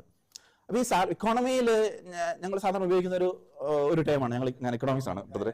അപ്പൊ അതുകൊണ്ട് ഇക്കോണമിയിൽ ഞങ്ങൾ ഉപയോഗിക്കുന്ന വെച്ചാൽ ലാർജ് സ്കെയിൽ ആണ്, large scale production or large scale consumer. Large scale എന്ന് വെച്ച് കഴിഞ്ഞാൽ നമുക്കത് മെഷർ ചെയ്യാൻ പറ്റത്തില്ല. അതിന് വാല്യൂ കൊടുക്കാൻ വെച്ച് കഴിഞ്ഞാൽ ഇൻഫിനിറ്റി ആയിരിക്കും എൻ്റെ വാല്യൂ. അപ്പൊ അതുകൊണ്ടാണ് നമ്മൾ ഈ ലാർജ് സ്കെയിൽ. അപ്പൊ ആ large scale economy means large scale. അപ്പൊ ഈ ലാർജ് സ്കെയിലുള്ള ഒരു സാൽവേഷൻ വാരി വിതറുന്ന നമ്മുടെ സഭയുടെ കൂദാശകളും കുർബാനയും ഒക്കെ ഇത്രയധികം ഭംഗിയോടുകൂടി നമ്മുടെ മുമ്പിലേക്ക് ഇട്ടുതരാനും, അതോടൊപ്പം തന്നെ എടുത്തു പറഞ്ഞൊരു കാര്യം, നമ്മളുടെ എല്ലാം മിഷൻ എന്ന് പറയുന്നത് ക്രിസ്തുവിനെ പ്രഘോഷിക്കുക, ക്രിസ്തുവിനെ കൊടുക്കുക എന്നുള്ളതാണെന്നുള്ള തിരിച്ചറിവ്. ഈ മിഷൻ നമ്മളൊക്കെ ഏറ്റെടുത്തിട്ടുണ്ട്. നമ്മൾ പറയുന്ന ഏഞ്ചൽസ് ആർമിയുടെ മിഷൻ തന്നെ ഇതാണ്. പുതിയൊരു തലമുറ നമ്മൾ അതിന് വേണ്ടിയിട്ടൊക്കെ പ്രവർത്തിക്കുന്നത്. നമ്മുടെ ഇൻസ്ട്രുമെന്റ്സ് ഒക്കെയാണ് പവേർഡ് ബൈ ഹോളി സ്പിരിറ്റ് ഒക്കെ നമ്മൾ എഴുതി വെച്ചിട്ടുണ്ട്. പക്ഷെ ഒരു കാര്യം എൻ്റെ തിരിച്ചറിവ് എന്ന് പറയുന്നതാണ്, ഈ ക്രിസ്തുവിനെ പ്രഘോഷിക്കണമെങ്കിൽ വരദാനങ്ങളുടെ ഉപയോഗം കൂടാതെ വേണ്ട തരത്തിൽ ക്രിസ്തുവിനെ എത്തിച്ചു കൊടുക്കാൻ പറ്റില്ല എന്നുള്ളത് തീർച്ചയായിട്ടും എനിക്ക് എൻ്റെ കണ്ണ് തുറപ്പിച്ചൊരു കാര്യമാണ്. അത് ഞാൻ ഇതിനു മുമ്പ് അത് പറഞ്ഞ പോലെ എനിക്ക് ഭാഷാപരത്തെ പറ്റി ഞാൻ പറഞ്ഞില്ല, ഭാഷാപരം എനിക്ക് ഉണ്ടായിരുന്നില്ല. എനിക്ക് ഭാഷാപരത്തെ അതിപ്പോട്ടെ ഇവിടെ പറയേണ്ട കാര്യമില്ല. എന്നതുപോലെ പ്രവചനപരത്തെ പറ്റിയൊക്കെ ഉള്ളത് എൻ്റെ ഒരു ധാരണ എന്ന് പറയുന്നതാണ്, നമ്മുടെ ആമോസ് പ്രവാചകനെ പോലെയും ജോയൽ പ്രവാചകനെ പോലെയും എലീഷ ഒക്കെ പോലെ അങ്ങനെയുള്ള select number of people, A few people, അതിൽ കൂടുതലൊന്നും ഇപ്പോഴും സഭയിൽ ഉണ്ടാവത്തില്ല എന്നുള്ളതായിരുന്നു ധാരണ. അപ്പൊ നമ്മളെല്ലാവരും പ്രവാചകന്മാരാണെന്നും പ്രവാചക ദൗത്യം നമുക്കുണ്ടെന്നും ഇത് ക്രിസ്തുവിന്റെ അറിവാണ്, ക്രിസ്തു നേരിട്ട് നമുക്ക് നൽകുന്നതാണെന്നും പരിശുദ്ധാത്മാവിലൂടെ നമുക്ക് ലഭിക്കുന്നതാണെന്നുള്ള വലിയ തിരിച്ചറിവും കാഴ്ചപ്പാടും ഒക്കെ ദൈവം തന്ന ഒരു ദിവസങ്ങളാണ്. ദൈവത്തിന്റെ ഒരു തയ്യാറെടുപ്പായിരുന്നു ഞങ്ങളെ വെച്ച് ഇതിനു വേണ്ടിയിട്ട് എന്ന് തീർച്ചയായിട്ടും മനസ്സിലാക്കാനായിട്ട് പറ്റി. അപ്പൊ അതുകൊണ്ട് തന്നെ ഇത് വലിയ വില കൊടുത്ത് നേടേണ്ട ഒന്നാണ്.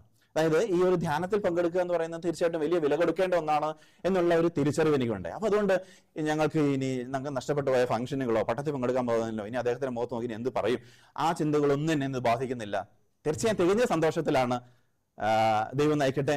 അതുകൊണ്ട് ബ്രദറിന് വേണ്ടി പ്രത്യേകം പ്രാർത്ഥിക്കണം. ബ്രദറിന്റെ എല്ലാ പ്രവർത്തനങ്ങളെയും തമ്പുരാൻ കൂടുതൽ ശക്തമായിട്ട് നയിക്കട്ടെ. എല്ലാ രാജ്യങ്ങളിലും ഓടി നടക്കാനായിട്ടുള്ള കൃപ ദൈവം നൽകട്ടെ. Thank you. ഇപ്പൊ ഇവിടെ സംഭവിച്ചത് എന്താണെന്നറിയോ? ഇപ്പൊ ഇവിടെ സംഭവിച്ചത് കുറച്ചു മുമ്പ് ഇദ്ദേഹത്തെ കുറിച്ചൊരു പ്രവചനം ഉണ്ടായി. എന്തായിരുന്നു ആ പ്രവചനം? Go and proclaim. ഇതുപോലെ ഇദ്ദേഹം പ്രഘോഷിച്ചതായിട്ട് എവിടെയെങ്കിലും കണ്ടിട്ടുണ്ടോ?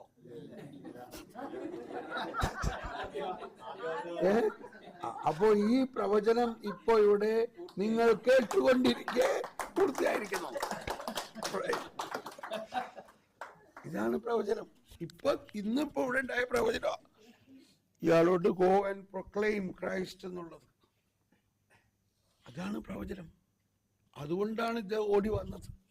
അപ്പൊ അതുകൊണ്ടാണ് എന്നെ കൊണ്ട് ആർക്കോ ഇവിടെ പറയാൻ കർത്താവ് പ്രേരണ കൊടുക്കുന്നുണ്ട് എന്ന് പറഞ്ഞത്. അതാണ് ഈ ആത്മാവ് നയിക്കുക എന്ന് പറഞ്ഞത്. Well done, God bless you. ഇതേമാതിരി അങ്ങ് പോയാൽ മതി. ഒരു കാര്യം പറഞ്ഞു. ഈ കാര്യം പറയുന്നതിന് മുമ്പ് ഒരു ക്ഷമാപണം തീർച്ചയായിട്ടും വേണം. നിങ്ങളോട് എല്ലാവരും ക്ഷമ ചോദിക്കുന്നു, ബ്രദറിനോട് പ്രത്യേകിച്ച്, ദൈവത്തോട് പ്രത്യേകിച്ച് ക്ഷമ ചോദിക്കുന്നു. നമ്മൾ ആ പ്രൊഫസി നമ്മൾ പ്രാക്ടീസ് ചെയ്ത സമയത്ത് എല്ലാവരും കൂടെ ഉള്ള സമയത്ത് എനിക്കൊരു വിഷൻ വന്നായിരുന്നു. ഞാനത് പറഞ്ഞില്ല. അതിതാണ് ഞാൻ കാണുന്നത്. വലിയൊരു മൈതാനം, അവിടെ ഒരു പരേഡ് നടക്കുകയാണ്. നമ്മുടെ റിപ്പബ്ലിക് ദിനം പരേഡ് പോലെ ഒരു പരേഡ്. ഇത് ആദ്യത്തെ ആ പാദങ്ങളും പൂവും കണ്ട അതേ സമയത്ത് തന്നെ ഞാൻ കാണുകയാണ്. പക്ഷെ എനിക്ക് ഇൻഫർമേഷൻ കിട്ടാതെ പറയാൻ തോന്നുന്നില്ല. ഞാൻ ഇനിയും കണ്ടാൽ ഞാൻ പറയാം. രണ്ടാമതും കണ്ടു. അപ്പോൾ കാണുന്നത് ഇതാണ്, ഒരു വലിയൊരു സമൂഹം അവിടെ പരേഡ് ചെയ്യുന്നു. അവരുടെ ക്യാപ്പല്ല, ക്യാപ്പിന് പകരം ഇങ്ങനെ ഒരു ക്രൗണാണ്. അത് ഈ പൂക്കൾ കൊണ്ട് ഉണ്ടാക്കിയിരിക്കുകയാണ്. അപ്പോൾ ഇവരുടെ മുകൾ ഭാഗമേ നമുക്ക് കാണുന്നുള്ളൂ. ഈ ട്രൂപ്പിന്റെ മുകൾ ഭാഗം മാത്രമേ, താഴെ കാണുന്നില്ല. പിന്നെ ഞാൻ രസകരമാണ്. പിന്നെ ഞാൻ കാണുന്നത് ഇതാണ്, ഇവരുടെ ഈ ബയണറ്റില് ബയണറ്റല്ല, ആ ബയണറ്റിന്റെ സ്ഥാനത്ത് ഇങ്ങനെ സ്പാനറാണ്. സ്പാനർ ഇങ്ങനെ നിൽക്കുന്നു. സ്പാനറിന്റെ പ്രത്യേകത അത് ഇങ്ങനെ മൂവ് ചെയ്തുകൊണ്ടിരിക്കുകയാണ് സ്പാനർ. അങ്ങനെ അവർ പരേഡ് ചെയ്ത് പോകുന്നു. മാർച്ച് എന്ന് പറയുന്ന ഒരു വേർഡ്, ഫോർവേഡ് മാർച്ച് എന്നുള്ള ഒരു വേർഡ് കേൾക്കുന്നു. ആ ട്രൂപ്പ് മുമ്പോട്ട് പോകുന്നു. തുടർന്ന് ഞാൻ കാണിക്കുന്നത് അവിടെ ഒരാൾ തുള്ളിച്ചാടുകയാണ്, പുറത്ത് കിടന്ന് ഡാൻസ് ചെയ്യുന്നു. അത് ദാവീദാണ്. ദാവീദ് അവിടെ കിടന്ന് ഡാൻസ് ചെയ്യുന്നു. ഒരു ട്രൂപ്പ് ഇങ്ങനെ മാർച്ച് ചെയ്ത് മുമ്പോട്ട് പോകുന്നു. ഇത് കണ്ടിട്ട് എനിക്ക് പറയാൻ പറ്റുന്നില്ല. ഇത് പറയണോ വേണ്ടി ഞാനിങ്ങനെ ആലോചിച്ചു. പിന്നെ പറയാമെന്ന് വിചാരിച്ചെങ്കിൽ പിന്നെ പുറത്ത് എനിക്കിതിന് പറയണമെങ്കിൽ എനിക്ക് കുറച്ചുകൂടി ഒരു കൺഫർമേഷൻ വേണം. അപ്പോൾ ഒരു ഗ്രീൻ സിഗ്നൽ എനിക്ക് കിട്ടണം. അങ്ങനെ ഗ്രീൻ സിഗ്നൽ നോക്കിയിട്ടൊന്നും കിട്ടിയില്ല. പക്ഷെ പിന്നീട് കാണുന്നതാണ്, ഞങ്ങൾ പ്രാർത്ഥിച്ചുകൊണ്ടിരുമ്പോൾ കിട്ടിയതാണ്, ആകാശത്തിൽ നിന്ന് വലിയൊരു കുട താഴേക്ക് ഇറങ്ങി വരുന്നു. ഒരു പച്ച കളറുള്ള, അതുപോലെ ഫ്ലോറസെന്റ് ഗ്രീൻ ലൈറ്റ് സ്പ്രെഡ് ചെയ്യുകയാണ്. പക്ഷെ തിരിച്ചു പറയണം, ഏതൊരവസരത്തിലെങ്കിലും പറയണം. അത് ഇത്രയും നേരം ഞാൻ ഹോൾഡ് ചെയ്തതിന് ക്ഷമ ചോദിച്ചുകൊണ്ട് ഇതിന്റെ വിശദീകരണം അഭിഷേകമായത് പറയാൻ. Very good, very good. അപ്പൊ ഇപ്പൊ അഭിഷേകം പൂർത്തിയായി. Now you will keep on proclaim. Amen. നമ്മൾ കുർബാനയ്ക്ക് സമയമായി എങ്കിലും അച്ഛന് വിരോധമില്ല. ഒരാൾ കൂടി ഇതിനകത്ത് പറയാനുണ്ട്. കുഴപ്പമില്ല, ആരോ ഒരാൾക്കും കൂടി പറയാനുണ്ട്. ആ ആളും കൂടി വരണം.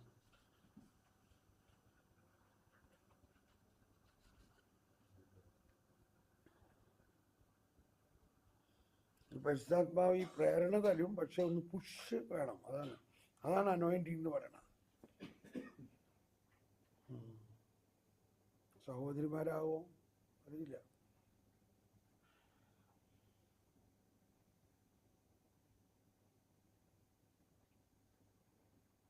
ലിൻസി അല്ല, ഓക്കെ. ഇവരെ ആരാ?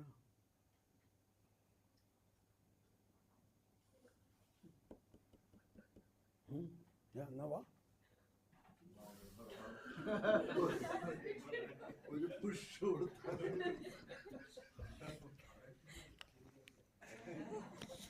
ഭർത്താവ് മോട്ടിവേറ്റ് ചെയ്ത് ഭയങ്കര. ആക്ച്വലി ഷാജേട്ടൻ നേരത്തെ എന്നോട് പറഞ്ഞു നേരത്തെ 3 മെസ്സേജ് കിട്ടിയിട്ട് എന്താ പറയാ. ഞാൻ പറഞ്ഞു എനിക്ക് മെസ്സേജ് ഒന്നും കിട്ടിയില്ല. അപ്പൊ പറഞ്ഞു ഇല്ല ഞാൻ നോക്കുന്നുണ്ടായിരുന്നു. അപ്പൊ അതുകൊണ്ട് മാത്രം ഞാൻ പെണീറ്റ് വന്നേ. ബട്ട് സ്റ്റിൽ ഒരു കാര്യം പറയാൻ ഈശോ ഇൻസിസ്റ്റ് ചെയ്യുന്നത് ഇങ്ങനെയാണ്. ഇപ്പം ജോബി പറഞ്ഞല്ലോ ഏഞ്ചൽസ് ആർമി ഞങ്ങൾ എപ്പോഴും പറയും ഒരു ഉഴപ്പ് എന്ന് പറഞ്ഞാൽ ലൈക്ക് പരിശുദ്ധാത്മം നയിക്കുന്നുള്ളൊരു ടേക്കൻ ഫോർ ഗ്രാൻഡഡ് ഇടയ്ക്ക് എടുക്കാറുണ്ട്. അപ്പൊ ഇന്ന് എനിക്ക് ഒരു സാധനം ഈ റിട്രീറ്റിന്റെ ഒരു ടേക്ക് അവേ ആയിട്ട് ഒരു സിംഗിൾ പോയിന്റ് പറയാൻ പറഞ്ഞാൽ എനിക്ക് കിട്ടുന്ന ഒരു സാധനം ഇതാണ്. രാവിലെ തന്നെ ഫുൾ ടാങ്ക് ദൈവസ്നേഹം കൊണ്ട് നിറഞ്ഞോണം. അല്ലെങ്കിൽ എനിക്ക് 4 ബോയ്സ് ആണ്. അപ്പൊ ഞാൻ എന്റെ അധികം ടെമ്പർ ഒന്നും ഇല്ല. അപ്പം ചില ദിവസം ഗ്രേസ്ഫുൾ ആണെങ്കിൽ അവരുടെ കുസൃതി ഒന്നും ബാധിക്കാറില്ല. അതർവൈസ് ചെറിയ ചെറിയ കാര്യത്തിന് ഞാൻ അവർ ഒത്തിരി ഫയർ ചെയ്യുകയും ഒത്തിരി വഴക്കുണ്ടാക്കുകയും ചെയ്യുന്ന. അപ്പം ആ ഒരു സാധനം എനിക്കൊന്നും നമ്മള് ഇപ്പൊ ബ്രദർ പറഞ്ഞു ഇപ്പൊ 1/2 നൂറ്റാണ്ടായിട്ട് ബ്രദർ ഇത്രയും ജ്വലിച്ച് പരിശുദ്ധാത്മാവിൽ നിൽക്കാനുള്ള കാരണം ഒട്ടും താഴ്ന്നു പോവാതെ ആ ഒരു കൺസിസ്റ്റൻസി ഇൻ പേഴ്സണൽ പ്രെയർ ആണ്. എനിക്കൊന്നും അത് ഏഞ്ചൽസ് ആർമിക്ക് ആസ് എ ഹോൾ പ്രത്യേകിച്ച് എനിക്ക് പേഴ്സണലി ഒരു ടേക്ക് അവേ മെസ്സേജ് ആണ്. ലൈക്ക് ഞാൻ ഈശോ എടുത്തിരിക്കുമ്പോൾ പല ബിസിനസ് ബുക്ക് വായിക്കുക, ഫോണിൽ കുറെ മെസ്സേജ്, അങ്ങനത്തെ പേഴ്സണൽ ടൈം. പക്ഷെ എക്സ്ക്ലൂസീവ്ലി ഈശോയുടെ അടുത്ത് ഈശോയിൽ നിന്ന് എനർജി ടാപ്പ് ചെയ്യുന്ന ഒരു ടൈമായിട്ട് അതിനെ എടുക്കുകയും അത് കൺസിസ്റ്റന്റ് ആയിട്ട് ഡെയിലി പേഴ്സണൽ പ്രെയർ അങ്ങനെ ഒരു സമയം. പിന്നെ പേഴ്സണലി ഈശോ എന്ന ഒരു സാധനം കൂടെ ഇതാണ്. ഞാൻ ഇപ്പോഴും ഒരു എന്റെ കൂട്ടുകളൊന്നും കൺസിസ്റ്റന്റ് അല്ല. എനിക്ക് നല്ല ഫ്രണ്ട്സ് ഉണ്ട്. പക്ഷെ ഞാൻ എപ്പോഴും എനിക്ക് ആവശ്യമുള്ളപ്പോൾ അല്ലെങ്കിൽ അങ്ങനെ ഒരു എന്റെ സൈഡിൽ ഞാൻ നോക്കുമ്പോൾ അങ്ങനെ കൂട്ട് ഇല്ലാന്ന് എപ്പോഴും ഈശോയോട് ഞാൻ കംപ്ലൈന്റ് ചെയ്യും. അപ്പൊ ഇന്ന് അതായിരുന്നു ഒരു മെസ്സേജ് നേരത്തെ പ്രൊഫസറുടെ സമയത്ത് എനിക്ക് കിട്ടി. ലൈക്ക് നീ എന്നോട് ചോദിക്കുകയും ഞാൻ നിനക്ക് ജീവജലം തരികയും ചെയ്യും. ഞാൻ അടുത്തത് എന്റെ എക്സ്ക്ലൂസീവ് മെസ്സേജ് ആണ്. ബട്ട് സ്റ്റിൽ ആ ഒരു സാധനം നിനക്ക് ഞാൻ പരിശുദ്ധാത്മാവിനെ എക്സ്ക്ലൂസീവ് ആയിട്ട് 1-to-1 ആയിട്ട് നിനക്ക് തന്നിട്ടുണ്ട്. എനിക്ക് എപ്പോഴും കിട്ടുന്ന സക്കറിയ 2:5 ഞാൻ നിനക്ക് ചുറ്റും അഗ്നി കൊണ്ടുള്ള കോട്ടയായിരിക്കും. ഞാനതൊരു പ്രൊട്ടക്ഷൻ ഈശോയുടെ ഒരു പ്രൊട്ടക്ഷൻ എന്ന് വിചാരിച്ചിട്ടുള്ളൂ.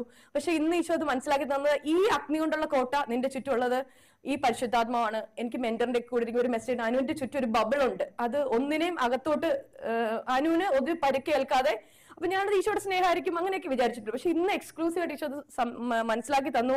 ഇങ്ങനെ ഒരു പരിശുദ്ധാത്മാവിന്റെ അഗ്നിയുടെ റിംഗ് ഓഫ് ഫയർ അങ്ങനെ ഒരു സാധനം എക്സ്ക്ലൂസീവ് ആയിട്ട് ഒരു കൂട്ടുകാരനെ പോലെ നിന്റെ കൂടെ ഉണ്ട്. ആൻഡ് ദെൻ ആ ഒരു വാട്ടർ നിനക്ക് എപ്പോഴും ഞാൻ തരുന്നുണ്ട് അല്ലെങ്കിൽ നിനക്ക് ഓൾറെഡി തന്നിട്ടുണ്ട്. And drink from it. ആ ഒരു message. Thank you. God bless you. Thank you. So, God bless you.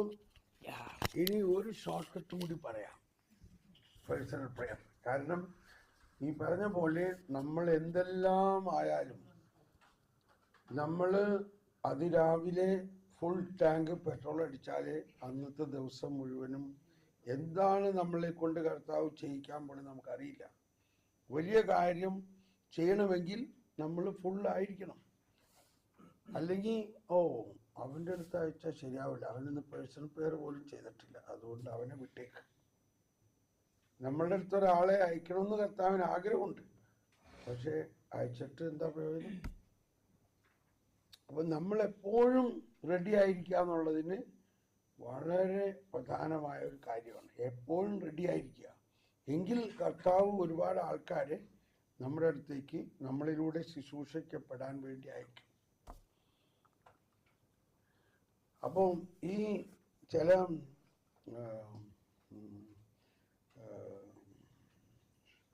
എന്താണ് ഈ കൂൾ ഡ്രിങ്ക് ഷോപ്പുകളിൽ ഒരു ഡിസ്പെൻസറിൽ 4 പൈപ്പുള്ളത്, ഒരു ഫാൻറ്റ, കൊക്കക്കോള, സ്പ്രിൻറ്റ്, ഇങ്ങനെ. അപ്പോൾ ഇപ്പം നമ്മൾ ആ ഒരു കസ്റ്റമേഴ്സ് വന്നു, എന്തുകൊണ്ട് ഫാൻറ്റ വേണം, കൊക്കക്കോള വേണം, ഓക്കെ, ഇവർ 4 ഗ്ലാസ്സും വെച്ചിട്ട് ചിക്ക് ചിക്ക് ചിക്ക് ഇത് 4ഉം ഒപ്പം ഒഴിക്കും ഇല്ലേ? അങ്ങനെയും പരിശുദ്ധാത്മാവ് നമ്മളെ നിറയ്ക്കാൻ എന്ന് പറഞ്ഞാൽ ഇപ്പം ഞാൻ എനിക്ക് സമയമില്ലാത്തവേ പരിശുദ്ധാത്മ ലവ് ജോയ് പീസ് നടത്തുകൊണ്ടിരിക്കണേ, വിസ്ഡം നോളജ് അണ്ടർസ്റ്റാൻഡിങ് നടത്തുകൊണ്ടിരിക്കണേ, ഫെയ്ത്ത് ഹോപ്പ് ആൻഡ് ചാരിറ്റി വളർത്തുകൊണ്ടിരിക്കണേ, വരദാനങ്ങൾ നടത്തുകൊണ്ടിരിക്കണേ.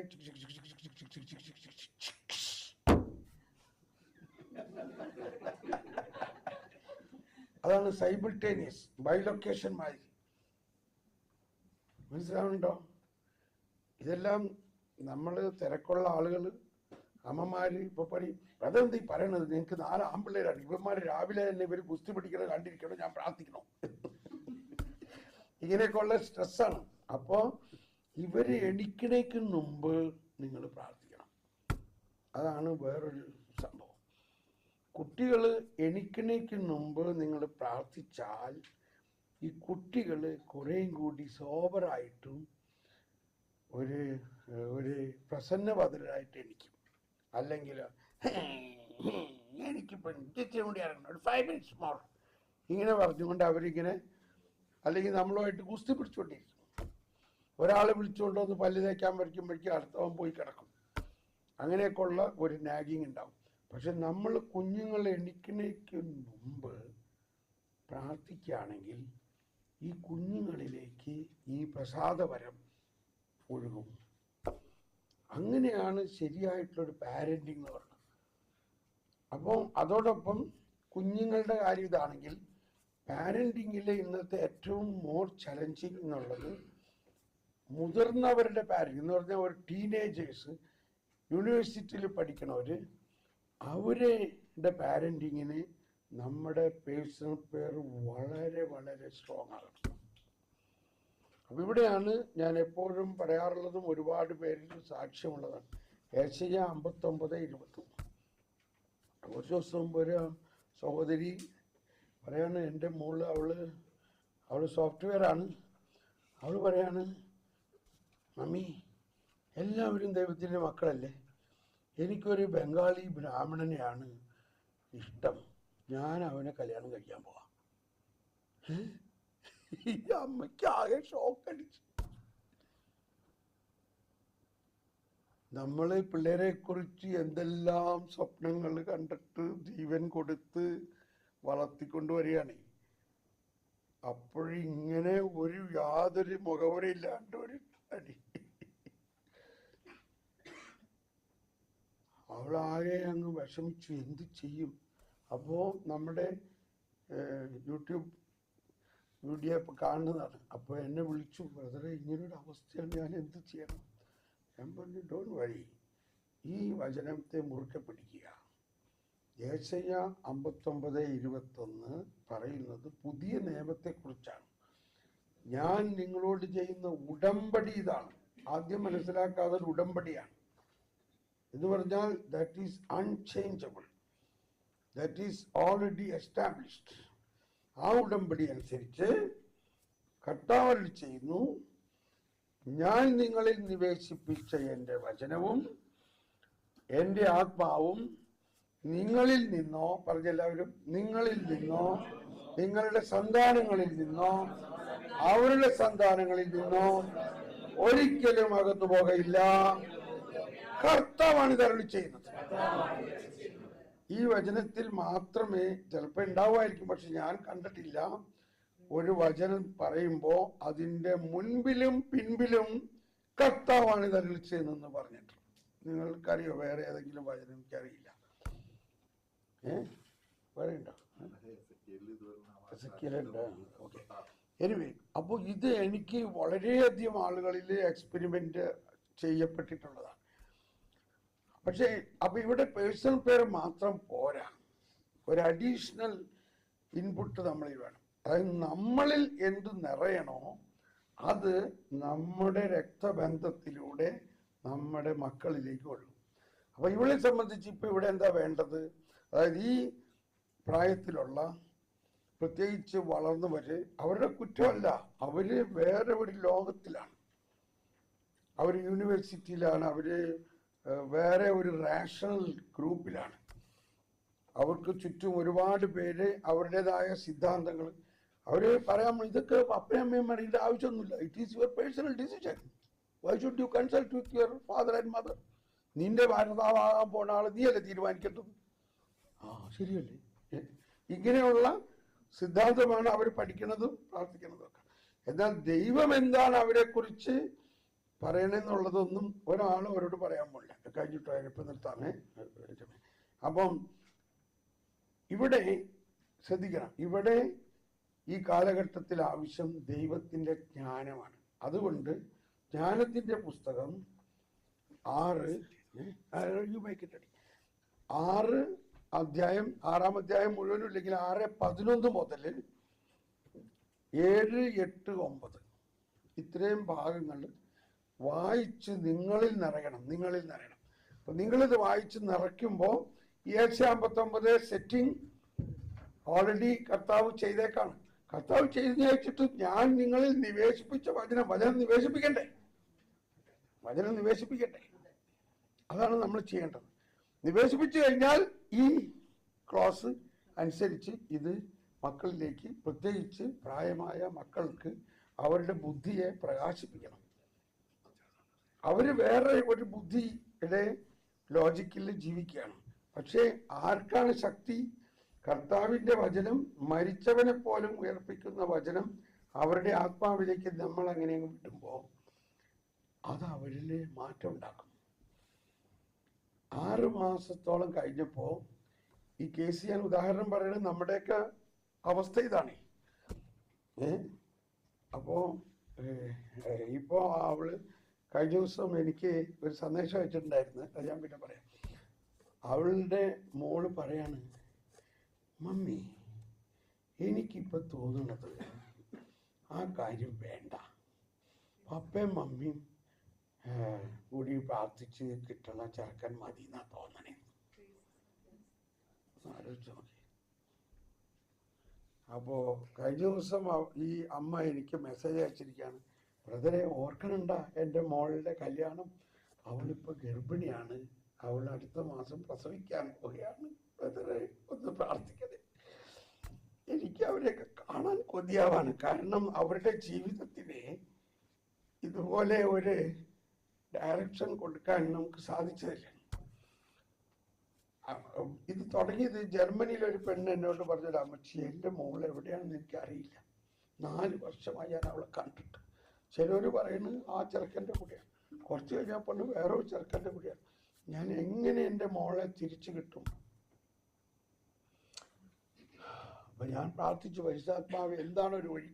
അന്നാണ് ആദ്യമായിട്ട് ഈ വചനം എന്നെ കാണിച്ചു തന്നത്. അപ്പൊ ഞാൻ ആ അമ്മച്ചോട് പറഞ്ഞു, നിങ്ങൾ റിട്ടയർ ആയല്ലോ, നിങ്ങൾക്ക് ജോലി വല്ലതുണ്ട്? ഒന്നുമില്ല.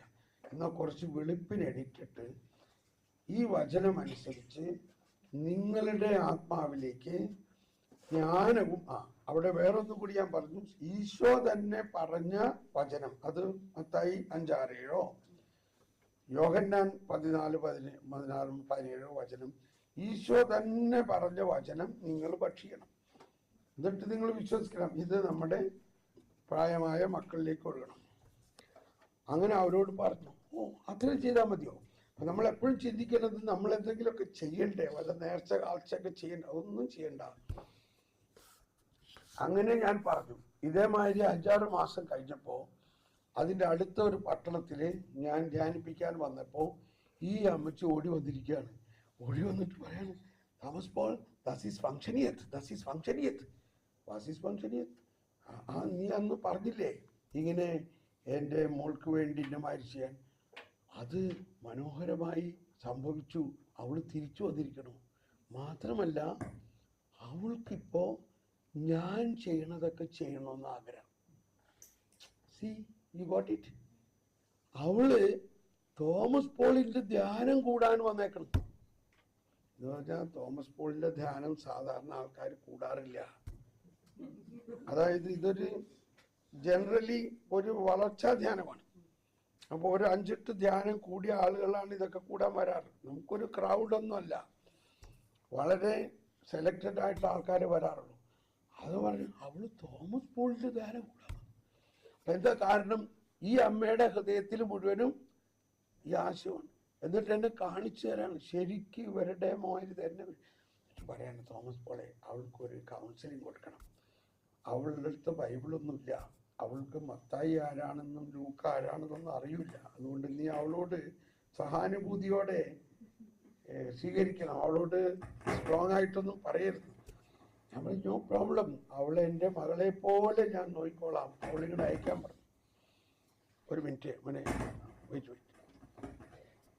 അവള് വന്നപ്പോൾ അവള് പറയാണ്, എനിക്കറിയില്ല എന്താ കുമ്പസാരം എന്ന്.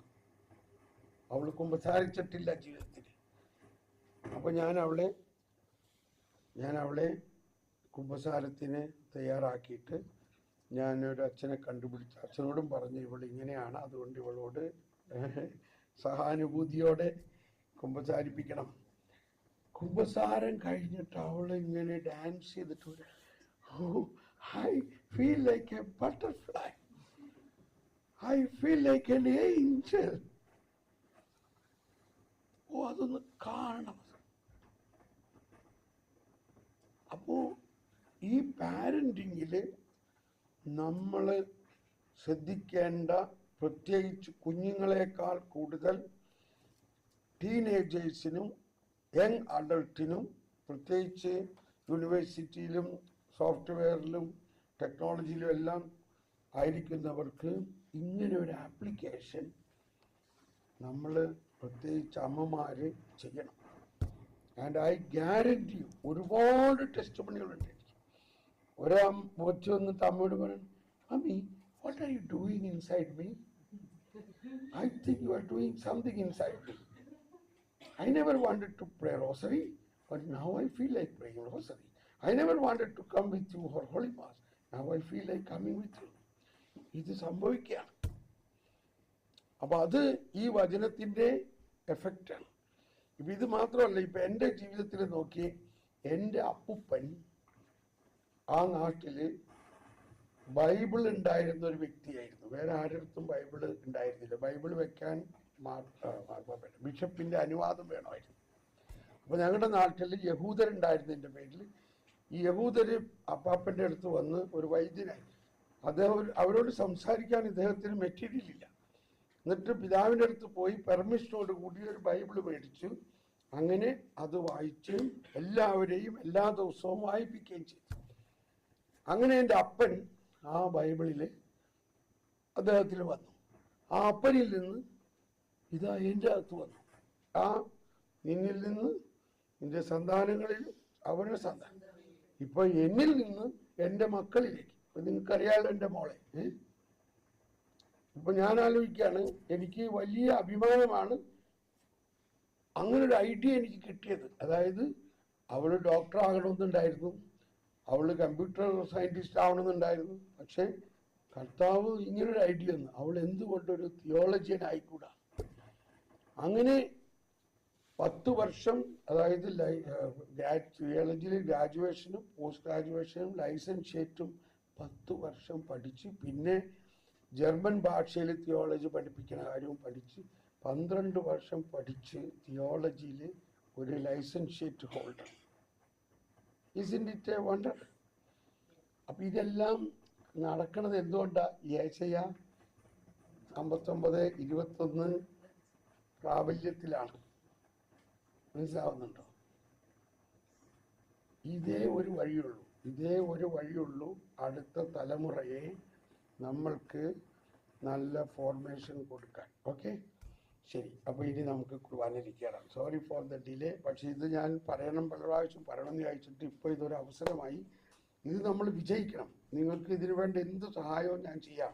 നിങ്ങൾക്ക് ഈ മേഖലയിൽ എന്ത് പ്രശ്നമുണ്ടെങ്കിലും എന്നോട് പ്രൈവറ്റായിട്ട് എനിക്ക് വാട്സപ്പിൽ മെസ്സേജ് ഇടാം.